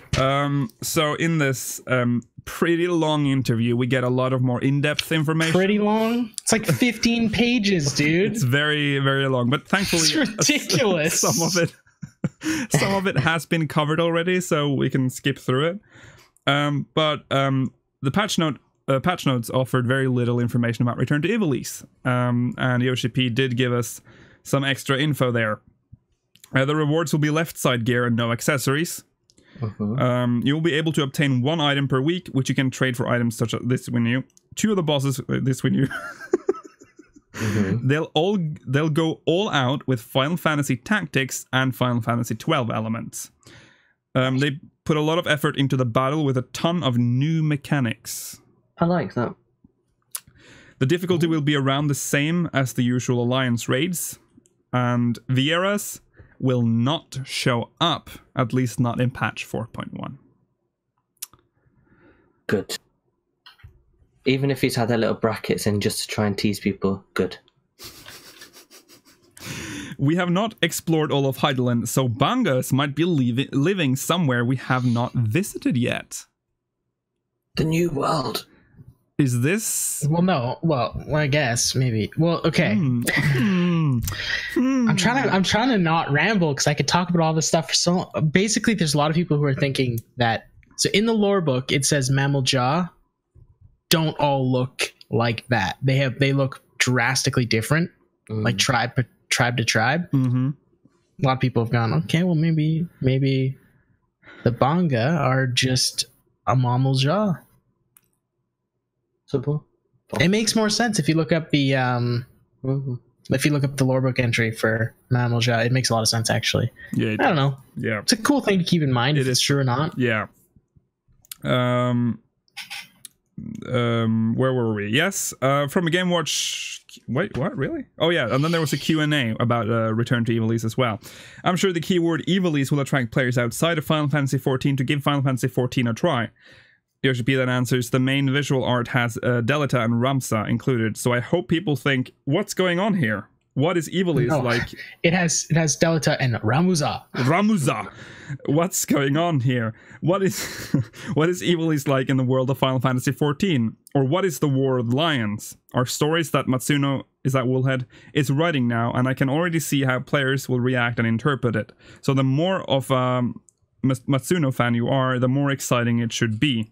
We made sure those who haven't played Final Fantasy XII and Final Fantasy Tactics can enjoy it as a totally new story, but we organized Final Fantasy Tactics and Final Fantasy XII elements that will put a smile on your face for those who do know those two games. Yeah, there was a question about the Banga. I'm sure players were thinking... Oh yeah, I saw a Banga in the trailer. I'm sure players were thinking that's where you were supposed to show a Viera. Yoshi-P's answer is, I've already told Matsuno that we don't have the cost, to create a totally new model. We can't afford a new model. Sure. Basically, we just used the Zodiac Ages models. Yeah. Said screw it. Yeah, so and then he gets weird. What's the reward going to be for Return to Ivalice? We aren't going to show it in advance this time because it's a bit of a spoiler and it will cause misunderstandings. The interviewer asks, is it gear? What sort of misunderstandings? Yoshi-P answers, like, why is it rearranged? there's a reason for it, but I thought it was better for players to find out about it after actually playing the game. Right, so protective. But the quest is called Fall of a City, so thanks for that. Okay, so that's all we got from Return to Evil East. I mean, it doesn't actually make us any... It didn't really answer too many questions. Not really. It's still very much a mystery. But then a lot of information on the unending coil of Bahamut. Some of it we already knew, like the fact that the battle is long, and clearing it will be an extremely tough challenge. The person in charge said there's no way I'd allow players to restart halfway through the battle.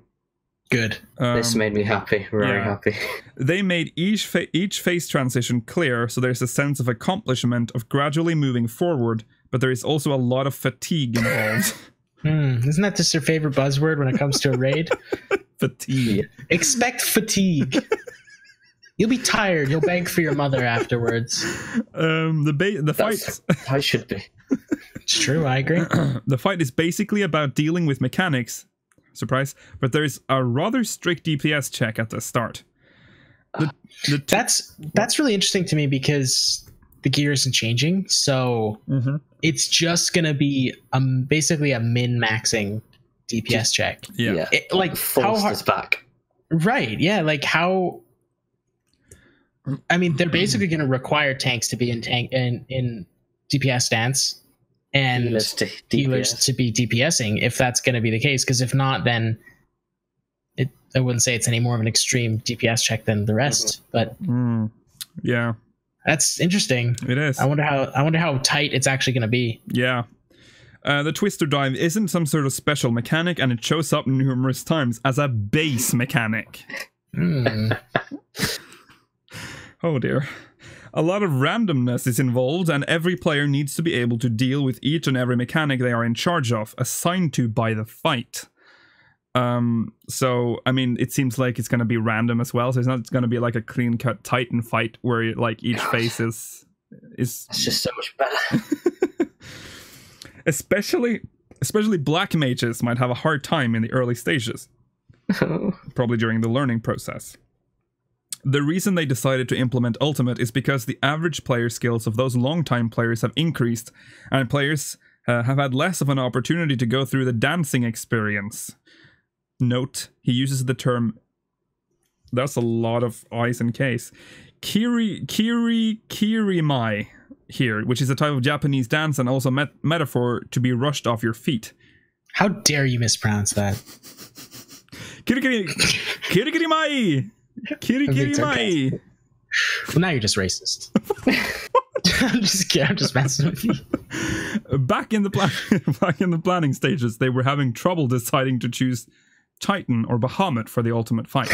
Titan was an option. I'm so sad that we just missed Titan. I mean, I'm whatever. I'll take either, but they better do Titan next. It might happen. That sounds amazing. Please no. God. It sounds like absolute nightmare, like death. Like the platform's just like a pinpoint at the end. Yeah. It's literally smaller than your character's hitbox. Yeah. But you still have to dodge. Still have to deal with the ads. If not enough people clear Bahamut Ultimate, the fight might have small adjustments. No, please, no, please not. Please not. I hope that's not a thing. Just let gear take care of the small adjustments. Like let future gear take care of that. Just don't. Unless something's broken, don't change it. Yeah. Exactly. The difficulty of Bahamut Ultimate is designed with food, pots, potions, materia in calculation, and there are certain scenes where it is important. There, as you can probably tell, this is directly translated, so some words don't really fit in here. Materia in calculation. Sorry, I'm going to take this again. I don't think it's that bad. The difficulty of materia in calculation. And there are certain scenes. The difficulty of Bahamut Ultimate is designed with food, potions, and materia in calculation, and there are certain scenes where it's impossible to live with your base state. The sentence made perfect sense. Like, scenes? Do we call them scenes now? Basically, like certain moves. There are certain scenes. I'm an actor. That's what I was thinking. I'll admit that is weird. This is a screenplay I'm reading. But that's pretty awesome that you actually have to be really well geared and fully stocked. And I'm gonna put my bet on most of that materia is probably gonna have to be vitality. Yeah. Oh no. Please. I'm sure it is. I'm thinking it really will be. Yeah. Gonna have to pop vitality potions to survive moves on top of their vitality melds. Yeah. Oh my god. Jesus. Bahamut does have a hard enrage that wipes the raid. Surprise. Right. Bahamut Ultimate has all the previous songs, and there is a special and unique stage effect designed for this fight. The next Ultimate fight is not limited to primals. Yoshi-P talked about how Ultimate Crystal Tower is even a possibility. Back when they created the Crystal Tower, they were still new to the scene and weren't used to creating 24-man content. There was a lot more they could have done, and they do have ideas and voices on what they wanted to do. So there is an open possibility on what they can do next, or what will do. Ozma. I would prefer them to just do Ozma. like a hard mode raid and not do that. I mean, Crystal Tower Ultimate sounds pretty badass, though. Like, that's an ultimate raid. That's, I guess, I mean, crazy. but it's not going to be like that, though. Like, you're not going to actually walk through the raid and do the things like you normally would. If they did that, that'd be the first real raid we got in the game. That'd be amazing. Don't think that's going to how it's happening. You'd just be like fighting like Zonde, and then like you just fight the 3 end bosses, I would assume, right? We don't. This is the first time we get this content, so we don't even know how if this is like going to be a fixed recipe or like, they're just going to have fun with it. Flagathon Ultimate doesn't sound that exciting to me. But Acheron, he says Ultimate Crystal Tower. That doesn't say Ultimate Flagathon or Zonde. It sounds more like... That's true. That is everyone's agreeing that Ozma has to be what's chosen. Ozma is all over the chat. Why didn't he say like Dunscape or any or Void Arc? Like, so then we could at least be maybe it is. Yeah, Ozma. Void Arc Extreme sounds really nice. It sounds like that. But no, I think they should be like they should just do a Savage 24-man raid. Just make Crystal Tower Savage. Ultimate Cape West. That's a good one. That would be great. Okay. So yeah, this is obviously far ahead, so we don't know what the next project is going to be, but it's interesting that he said Ultimate Crystal Tower. That they're like, there's no set formula here. This is just one ultimate thing, and the next can be like a raid. It dispels a lot of people who were saying like, oh, it's just going to be the final bosses of Alexander next, and then by the time the next one comes up, Omega will be done, so they could just do the 3 final Omega bosses. Yeah, I'm glad that is dispelled now. Yeah. Shinryu Extreme, some more information on that. The difficulty rests between 02 and 03 Savage. The reward will be weapons, and the item level will be what players are expecting, and that is 335. The first half will be an extension of the existing Shinryu fight, but the second half will be a totally different fight. Shinryu Extreme will not have a face with a human form like Nidhogg. Shinryu will still have its tidal wave opener. The first part of that, I don't understand why they mentioned I get it, but it doesn't... Oh, yeah, I get it too. It's the same reason, but it's like, I don't know. That obviously not. It's a little bit different. Yeah, it's kind of, yeah. I'd feel sorry for Estinian if he had to do that all over again. Yeah. Lost Canals of Asnair. So we talked about this, the fact that they didn't go into detail about the systems of the secret map. Secret canals. If you don't want to risk it, you should have 8 members in your party. So they're saying that it's going to be pretty challenging. I'm going to risk it. I don't care. I do with 3 people all the time. Screw it. Oh. 1 tank, 1 healer, 1 DPS. Maximize your loot, dude. Each party member will receive a reward that easily surpasses 1 million gil if you win all 5 of the All or Nothing games. The new map to enter the new floors are untradeable. The materials required to craft the new items in 4.1 are also obtainable in these new floors. So that's going to make them valuable for a while. Yeah. The entrance to the new floors for the Lost Canals are all underwater. After using Dig underwater, no monsters will pop, and the gate to the instance will open automatically. When a trap, cool. when a trap shows up to ask you if you want to double up with your rewards, they show you the rewards before you say yes/no. The double or nothing trap and the doors to the next room are separate mechanics, so you can continue moving forward even if you fail the double or nothing. Of course, you'll lose what you bet. The new floors will have 3 doors instead of 2 that we have now. There are certain methods to beat the rare monsters in these new floors, but they won't spoil how. They did say it's obvious how you deal with them. So with the double or nothing thing, is that like just a chance thing, or is it where it adds new monsters and they're harder? It's the new monsters, right? No, I don't think so. I don't think it has anything to do with monsters. So it's just I think what it's saying is like it'll show you. Or yeah, you get like so you open the chest and it'll show you the loot you got. Yeah. It'll say you can risk that loot on picking a 50-50 chance to get other loot, which it'll show you ahead of time. So you can kind of make the judgments like, oh, that's the crafting item that sells for 10 million.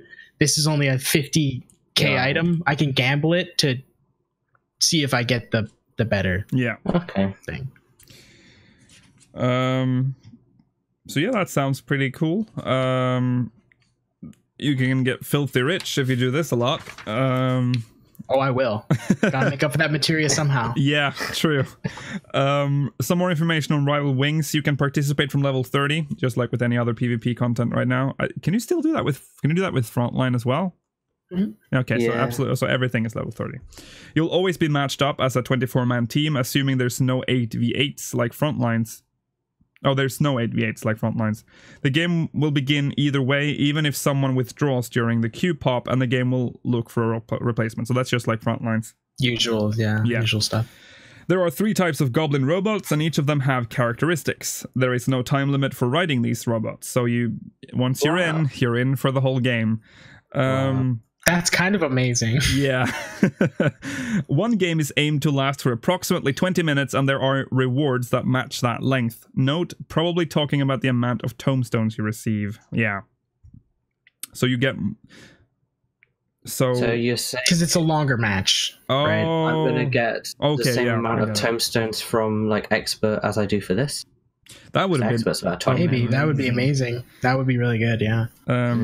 They do have achievements for Rival Wings, but they want players to wait and look forward for it until they see it themselves.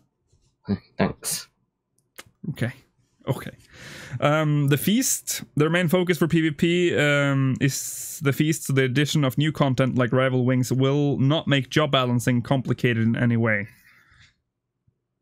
Okay, there will be adjustments to the matching system in 4.1 where you get matched. We saw this where you get matched with players closer to your own rank.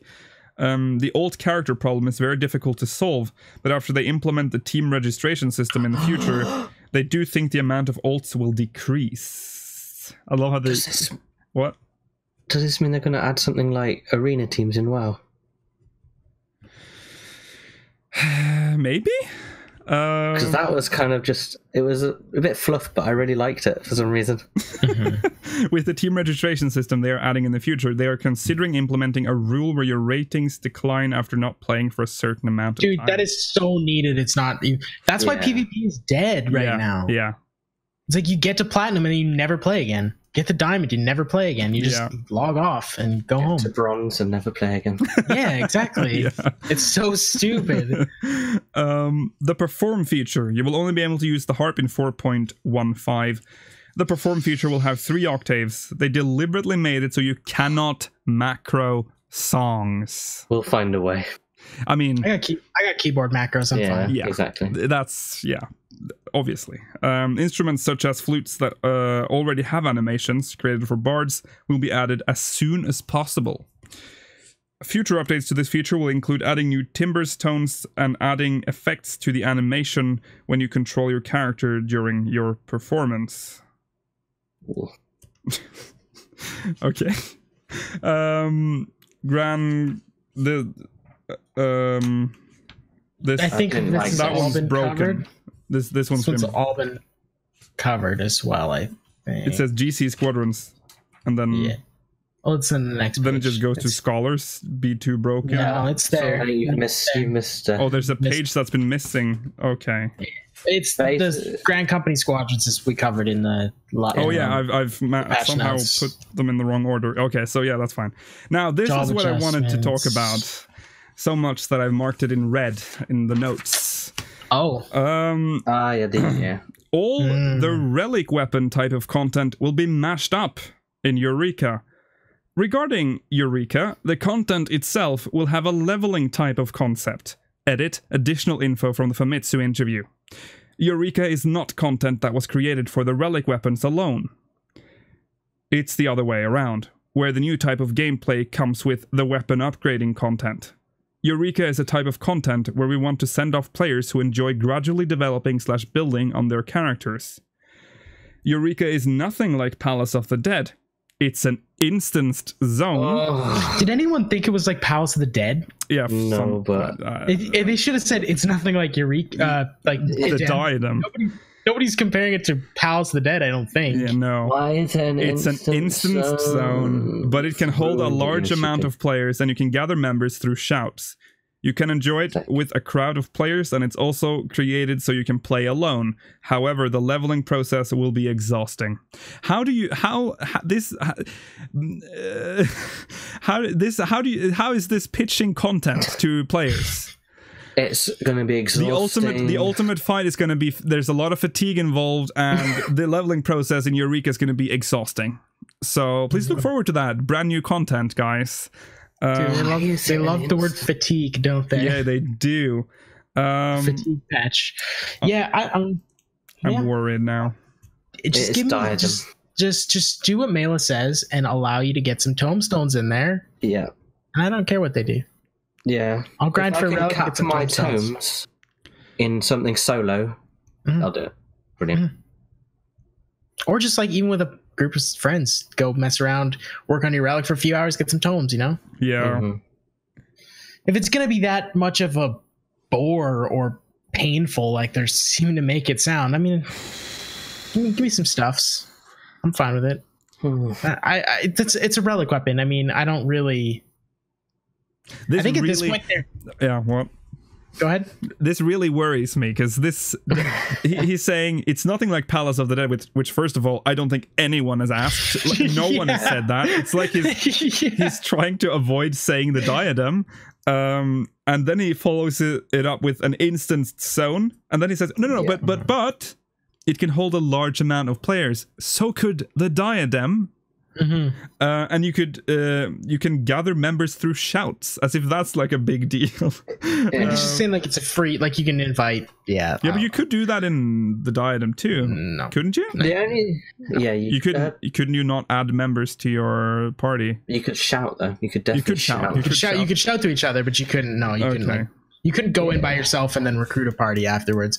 Right. I think the reason I think they just realized that they don't need to sell anybody on relics at this point. They're just like, they hate themselves. They'll want to die and they're going to do it anyways. Yes. We'll just let you know that you're going to hate your life. You'll regret subbing to this game, but you'll never leave because you're addicted to relic grinding. Pretty much. And they're right. They're absolutely right. Yeah. I mean, God, we can't talk. This is all we got on Eureka, but there's something, I guess. Yeah. It's not. It doesn't sound all too good from this. You know. Oh no, I was gonna say we could save this for next week, but we can't because next week the fucking patch is out. Oh yeah. Oh god. Yeah. Well, let's do it. We're nearing the end. We only got 2 pages left. We can do it. Okay. The future expert roulettes will consider 4 dungeons, and one of the 4 dungeons will be chosen randomly. This does not mean they're adding 4 dungeons each part. So, what? What did he just explain the expert roulette? Yeah. The rewards for the Alliance Raid Roulette will be EXP, Gil, Elegant Tomestones, and 2 Maki Matters, which you can trade for grade 5 materia, not 6. 4.1 will not have any crafting recipes that are harder to create than the ones added in 4.0. They will be adding some items obtainable with the yellow scripts, but 4.2 will be the timing where they add a huge amount of items to it. So 4.2 is going to be the crafting patch. I think that's disappointing for crafters. Probably, yeah. Will not have any art because they've been saying. Yeah, they've been saying crafting is way too easy. Yeah. Yes. Yeah. Apparently, you can macro basically everything HQ very easily. Yeah. With base stats, which I should probably look into that because I'm the worst crafter of all time. So. I'll send you a video. Okay. Do it, please do it. Okay, so Final Fantasy XIV. Next point. There was an interview with GameIndustry.biz. Now, there are two parts to this interview. Now that we're going to take the less controversial one first. Mostly because it confused me a bit. There is a part here of this interview where it goes... the MMO is perhaps tarnished by the failure of its original incarnation, this is a quote. But back in August, Square Enix announced that the launch of the new expansion Stormblood had helped drive Final Fantasy XIV's player base over 10 million, encompassing both free users and subscribers. That's only 2 million short of the 12 million active subscribers World of Warcraft enjoyed at its peak, closer than any other MMO has come to surpassing Blizzard's opus without resorting to a full-blown free-to-play structure. Glory is within the team's grasp, but director Naoki Yoshida remains firmly grounded in his ambitions.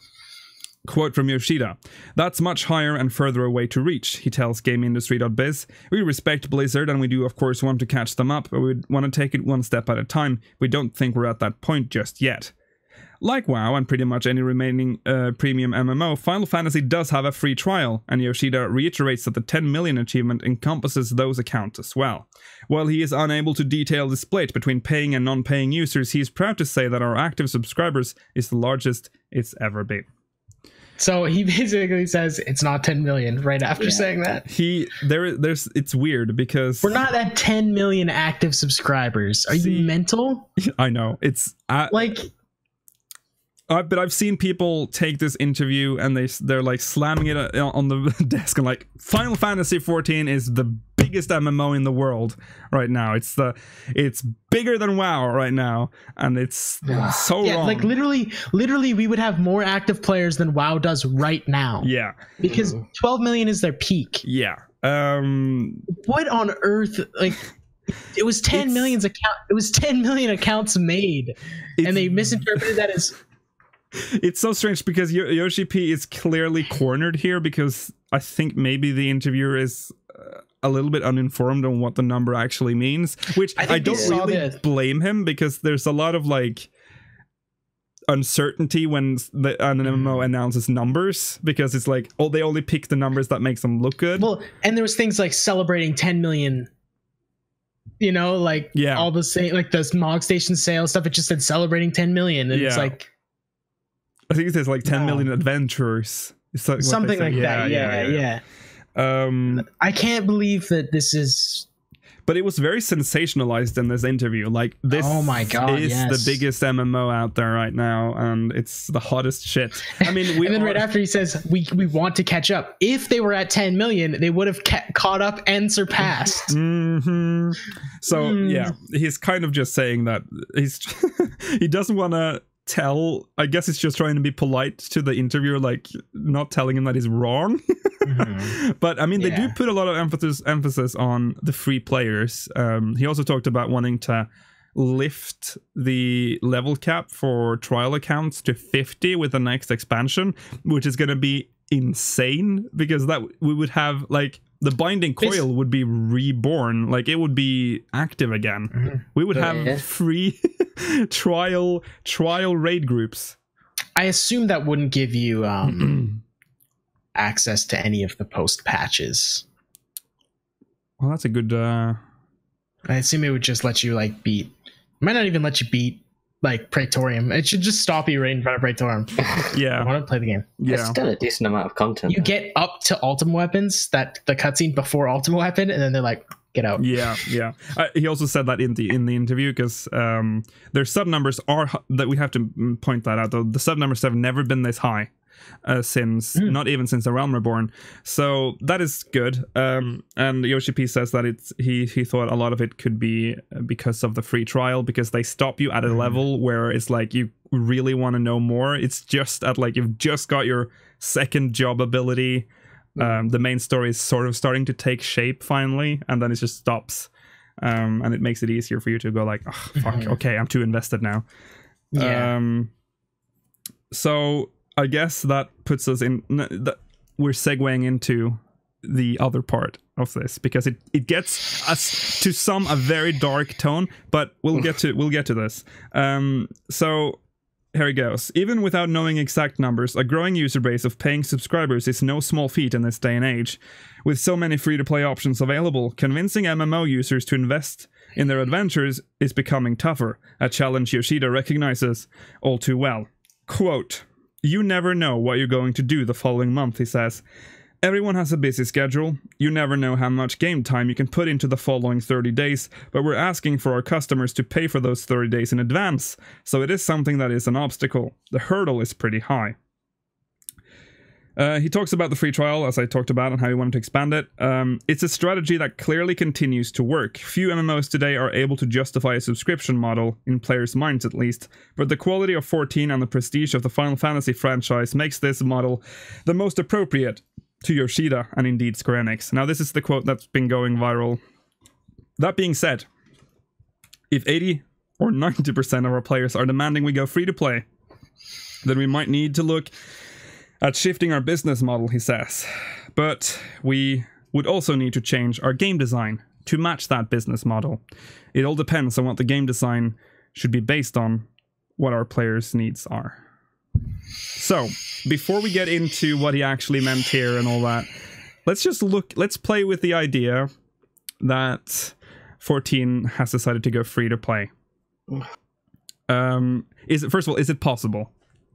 Easily possible. Sure, it's possible. Yeah, because if you look at 14's structure right now, the MOG station is already there. You can already buy items. But what... Okay, so the first thing I think about is... I know Orange would hate it if I brought this up, but Terra, if you look at Terra today, which used to be a sub-based MMO, right now, you can buy a police car. Yeah. And drive around in the fantasy-themed world of Terra. Wow. Yeah. That is my biggest nightmare with... That is I'm sorry, but that is totally why I can't do free-to-play games. Because I understand why they do it, because the moment you go from a sub-model to a free-to-play model, you no longer have like a reliable income. With a sub-based MMO, you have a constant stream, you know, because I think technically Square Enix just earns money every day because people's subs renew on different days, so it's like they just get constant stream of money. Right. With a free-to-play model, they just have to push out new items that people have to buy, and eventually you end up with a fucking police car. Or you end up with the games that are like, oh, it's free to play, but if you want to actually play it, you need to be a premium member for $15. Yes. AKA having a goddamn sub. Yeah. Like yeah. So what are the pros? Are there any pros with a free-to-play game? Or free-to-play MMO? It's free. It's free. More people. Yeah. You'll definitely... Well, sometimes. I mean, you say there's more people, but there's 1,000,001 of these random free-to-play things that have like 10 players because they're garbage and they're made like trash. Yeah. Because it didn't have any guaranteed investment money. Like, they didn't have any guaranteed return, you know? Yeah, exactly. So, as for every good free-to-play MMO, there's 30 bad ones. Yeah. True. And I would for sure think we would get a lot more like Final Fantasy VII themed stuff if this game went free to play. Oh my god, it's all it would be. It would literally be Final Fantasy VII, the MMO. Yeah, it would. You would get the Sephiroth sword. I can't even talk about this. You're gonna get me triggered. Don't bring that up. You'll finally get the Cloud haircut. You get his bike. Oh, it's gonna be great, man. That's one of the main reasons I don't want that. Yeah. I don't want that. That is Cloud. I hate the Cloud attire enough. Oh my god! And you can finally get the Kingdom Hearts gear. Oh my god! Get those big yellow shoes. Yep. Oh boy! Keyblades. Donald and Goofy minion. Oh great. My god! My adventure squadron is going to be Donald, Goofy, Mickey. It's gonna be Aladdin. great. Aladdin, just throw in Aladdin there. Get a Disney crossover. Yeah. Okay, Donald and Goofy are Disney, dude. They're already Disney. Might as well get the rest of them. Yeah, true.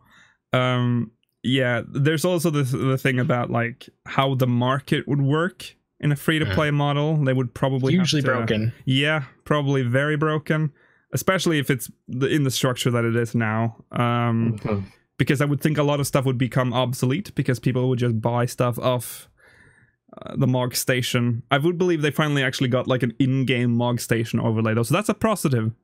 To actually move a lot of the Mog Station in-game. I think they would eventually do that if it went free to play. That would be great. I agree. Yeah. Maybe they actually add PayPal for Europe. I don't know if they still have, if they have done that in North America, but that's still not a thing in I believe it is. Europe. I believe it is, maybe. Yeah. I don't know. I don't pay with it, so. Yeah, there will be more cosmetic stuff. That is also the thing. The patch cycle would slow down significantly. Main scenario would probably be down prioritized quite a bit. Because MSQ probably won't sell as much. Like they would earn more by just making police cars and slutty gear. So now I've seen a lot of people. Some people are like, free to play. It's happening. Some are laughing because they're like, free to play, that's what I've always said. Final Fantasy XIV is going to go free to play. Just get over it. It's going to happen. He said it. It's going to happen. The thing is, it's never going to happen. Never going to happen. When in the entire history of Earth have 90% of any group ever agreed with each other?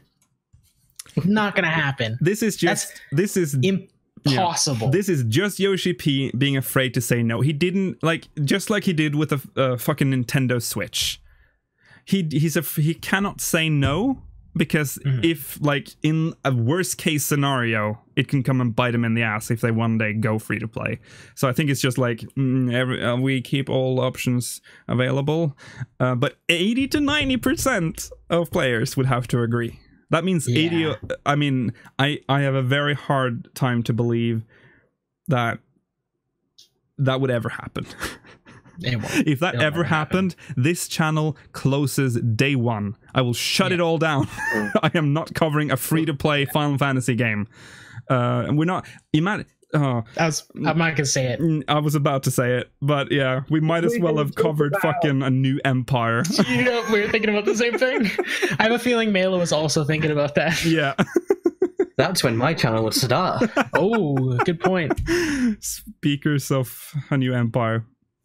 So I would just wanted to point that out. So don't worry.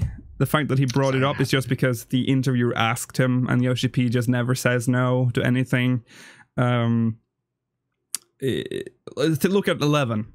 11 is still going, though it is a game that has no microtransaction built in, so it's harder to go free to play for that game. But it is I believe, if I can hold on, there's actually a quote by Tanaka in that interview about free to play, or was that in, I believe that maybe been the Gamer Escape article. Hold on, I'm gonna check that real quick. Oh, here you go. There should be, I believe it is a big quote here. Maybe it's the Gamer Escape one. Hold on.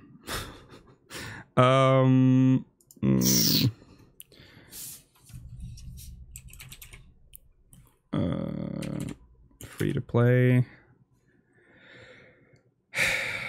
I mean, it's like the first time I've seen a Tanaka quote ever.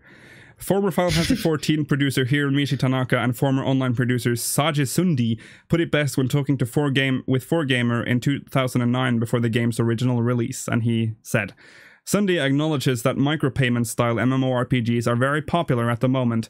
However, he says, they don't need to last long because of how much people end up spending. Tanaka says sometimes the average is between 4,000 and 5,000 yen per month, roughly $40 to $50. And Sundi says that also means there are people who pay even more than that. They don't want to see 14 have its lifespan shortened by something like that. and that's the father of Final Fantasy 14 technically. Technically. And even he was against that, and he's like been hailed as the no, it's because he's also super old school. Yeah, he's the father of old bad ideas for 14. Wow. I mean, it is the truth. Let's be honest. His game had to be blown up and restarted. Yeah. So let's not get into that discussion again. Yeah, that's there isn't much more to say about it, other than it's not going to happen. So I don't think I think this game, because Yoshi-P said that in the same interview that the game would probably last 10 years. That's their goal, a 10-year game, which means we have 6 more years to go. Yeah. And with sub numbers higher than ever before, and he also said that they did not expect this number. They thought they should have. They thought it was going to flatten, it's going to stabilize, but they thought it was going to peak. This was, but it didn't. It's big. Honestly, I think they can kind of. I hope I'm wrong, but I feel like they can look at like the way WoW went with the expansion trend. I think it's going to follow something very similar to that. Really, in this day and age, I really do think so. I get the impression that subscription-based MMOs are struggling quite a bit. Well, I'm not saying they're going to hit the same numbers. No, that's never going to happen, obviously. But you'll see the same trends of like, okay, launch does good. Second expansion does a little bit better. Third expansion is where you see a huge peak. Fourth is usually when it starts to go down. Yeah. After that, I hope I'm wrong, because I hope it keeps going up forever. That'd be great. Yeah. But I think it's pretty fair to look at that and kind of. You're saying we're going to have our own Warlords of Draenor? I'm saying that is exactly what I'm saying, actually. I mean, knowing Square Enix, yeah, probably. Miss of Pandaria, dude. To be fair, though, WoW's peak was Wrath of Lich King, and that was when you killed the really good antagonist. We haven't got to the really good antagonist yet. Yeah, but they've already said that the good antagonist is coming when the game's over. Yeah. So most players who are playing now probably will never see the actual conclusion. It'll be like 11, where they'll be like, everybody's gone. Hey guys, we finished the game. The story's done. By the way, that's such a sad thing that 11 sort of. I mean, it's going to happen. The same thing's going to happen here, yeah, for sure. Xenos was good, but I mean, like Zodiac and the Ascians. Oh no, yeah, Xenos is an amazing one. But yeah, the final villain. So I just need to see what Zodiac looks like as the final boss. He looks like a purple crystal. Yeah, but I need to see that in the game as the final boss. He looks like Hydaelyn. Just take Hydaelyn and just add a purple filter. Just add a purple filter, and there you go. You've seen it. Have we not seen him though? I believe we've seen. We've seen him again. There was that statue as well. Have we not seen a purple crystal? Yeah, we've seen the purple crystal. Well, it's not. I mean, what? Is that not Zodiac? Because that had a purple filter. Yeah, it was Zodiac. I believe it was then. Maybe I remember that, but maybe Mel and I had the same dream. Wow. It's simpatico. Yeah.